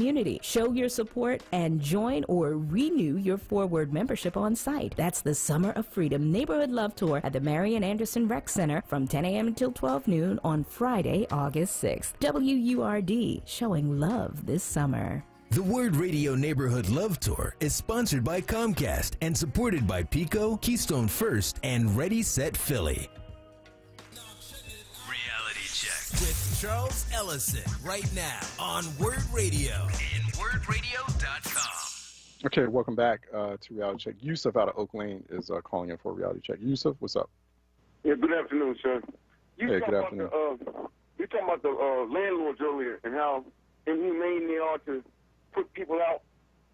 And I've rented from landlords since 1975. I've rented from like 12 of them altogether about. Anyway, I found out that most of them have bad habits. You know, they do drugs, drinking, sex, whatever, and they're money hungry like that. Usually that's the case. They have habits that they want to support. And there's a saying that we have in Philadelphia when it comes to people who have illicit habits. $1 is too much and 1,000 is not enough. The more they get, the more they want. They overcharge people as it is for renting apartments or efficiency, wherever they rent.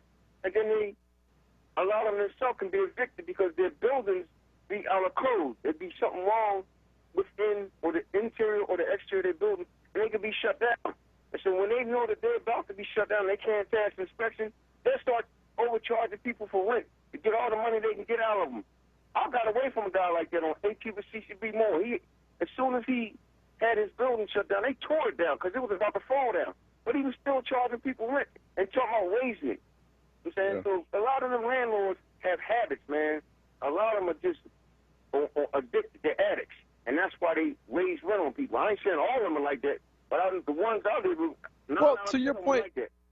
To your point, Yusuf, I think that we do need to crack a little bit through this narrative of like the, kind of paraphrasing something here that a colleague made a really good point about, the innocent, and vulnerable mom and pop landlord. I mean, first of all, there has been a very significant increase in the number of corporate, like company landlords. There are corporations that are buying up property, and they're the landlords, and they're just like machines.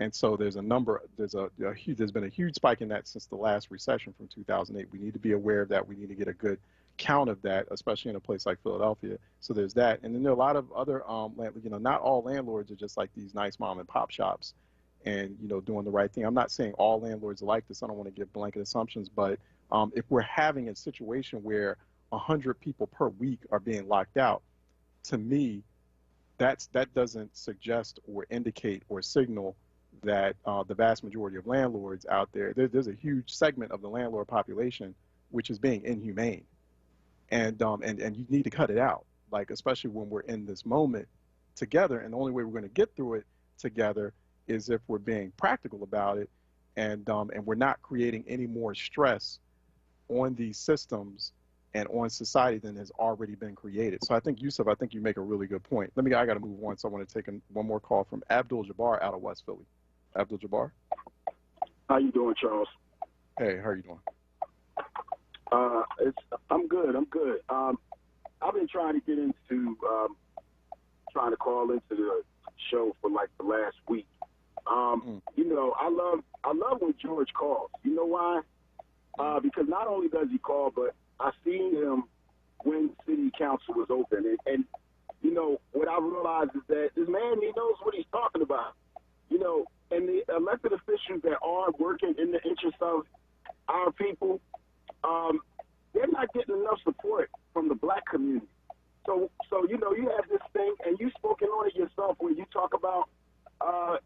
making reference to us not showing up to voice our concerns at city council, us not showing up to, voice our concerns through our vote. And that has to change. I just came from over in Senegal, and those people are poor, our people, but they stick together, right? So I realized that, even though they have a French colonial system that is hanging over them, they're still trying to stick together as a people, and it's beautiful to see black people working on their roads and bridges. It's disgusting to see all of these white people every time I drive past a construction site, and I keep hearing this issue, we making progress in the building tree. Well, I don't see it. And I'm sick and tired of the excuse of us having to take a daggone test. It used to be on-the-job training. Let us get the job. We learn on the job. We get the job done. Now, all of a sudden, we got to do all this testing, jumping through all of these hoops. Well, guess what? When this new infrastructure bill passes, I'd like to see elected officials put it in there where when we get the money trickled down to Pennsylvania for these building trade jobs, we don't have to take a test. We can just apply for the job, have the appropriate age requirement, and be a physical and mental sound mind and learn on the job like the rest of these white people are doing, making $50, $60 an hour, and they're far exceeding us economically and politically, because that's where the political wherewithal is coming from, to keep these white people vastly surpassing us. But once again, George, if you're out there, thank you, my brother. Keep doing what you do. Have a good one, Charles. Yeah, no, I appreciate you, Abdul Jabbar. No, thanks so much, for those comments, because it's like, it's really, we have like these systems in place that aren't functioning well, are creating these unsustainable situations. We have some people who are in office who are not equipped to address that issue, to address that problem, to fix these systems. We have some people who do have their heart in the right place and who probably are equipped to handle that. But like at some point, like something's got to give. And this is why the reason I was going back to, we had earlier on, we had the woman who was on from, I think it was NeighborWorks, and definitely she made a very good point. Hey, listen, in the meantime, while we've got this untenable credit situation, here are the resources, the vehicles that people need to access and use to ensure that they get through this tough spot now. But my point is, in the meantime, we need to like immediately there has to be like a fundamental change in the way we're functioning as a society, the way we're functioning as communities, the way we're responding to crises. Clearly there's something like capitalism is not like flexible. Like capitalism is flawed in all kinds of ways. It's not an adaptable system. Like when a crisis happens, that's what we found out, especially during a pandemic. It's not an agile. It's not agile. Capitalism is not agile at all. Like, and it should be a system like that that we all rely on, right? I mean, make it agile. And so, I mean, there's certain efficiencies that could be baked into this kind of capitalist system that we've set up that we all live off of. I mean, that could make it much more efficient and agile. I mean, why not? So, and make it much more productive. So we're doing like these really, the thing in terms of like how that's the thing, like, especially when we look at a place like Philly, we're doing a lot of counterproductive, inefficient things, and we're thinking like that's okay. Like it's like, but you're losing money and it's counterproductive and it's not helping anyone. All right, that wraps this Thursday session of Reality Check. The Source is coming up next. I'm Charles Ellison. I want to thank Troy Wilmore as well at the Board of Steel. Stay tuned here in the WURD, Philadelphia and beyond. In the meantime, which is stay sharp, stay smart, and more importantly, stay safe out there. I will talk to you on Monday, God will, at 10 a.m. sharp. Take care.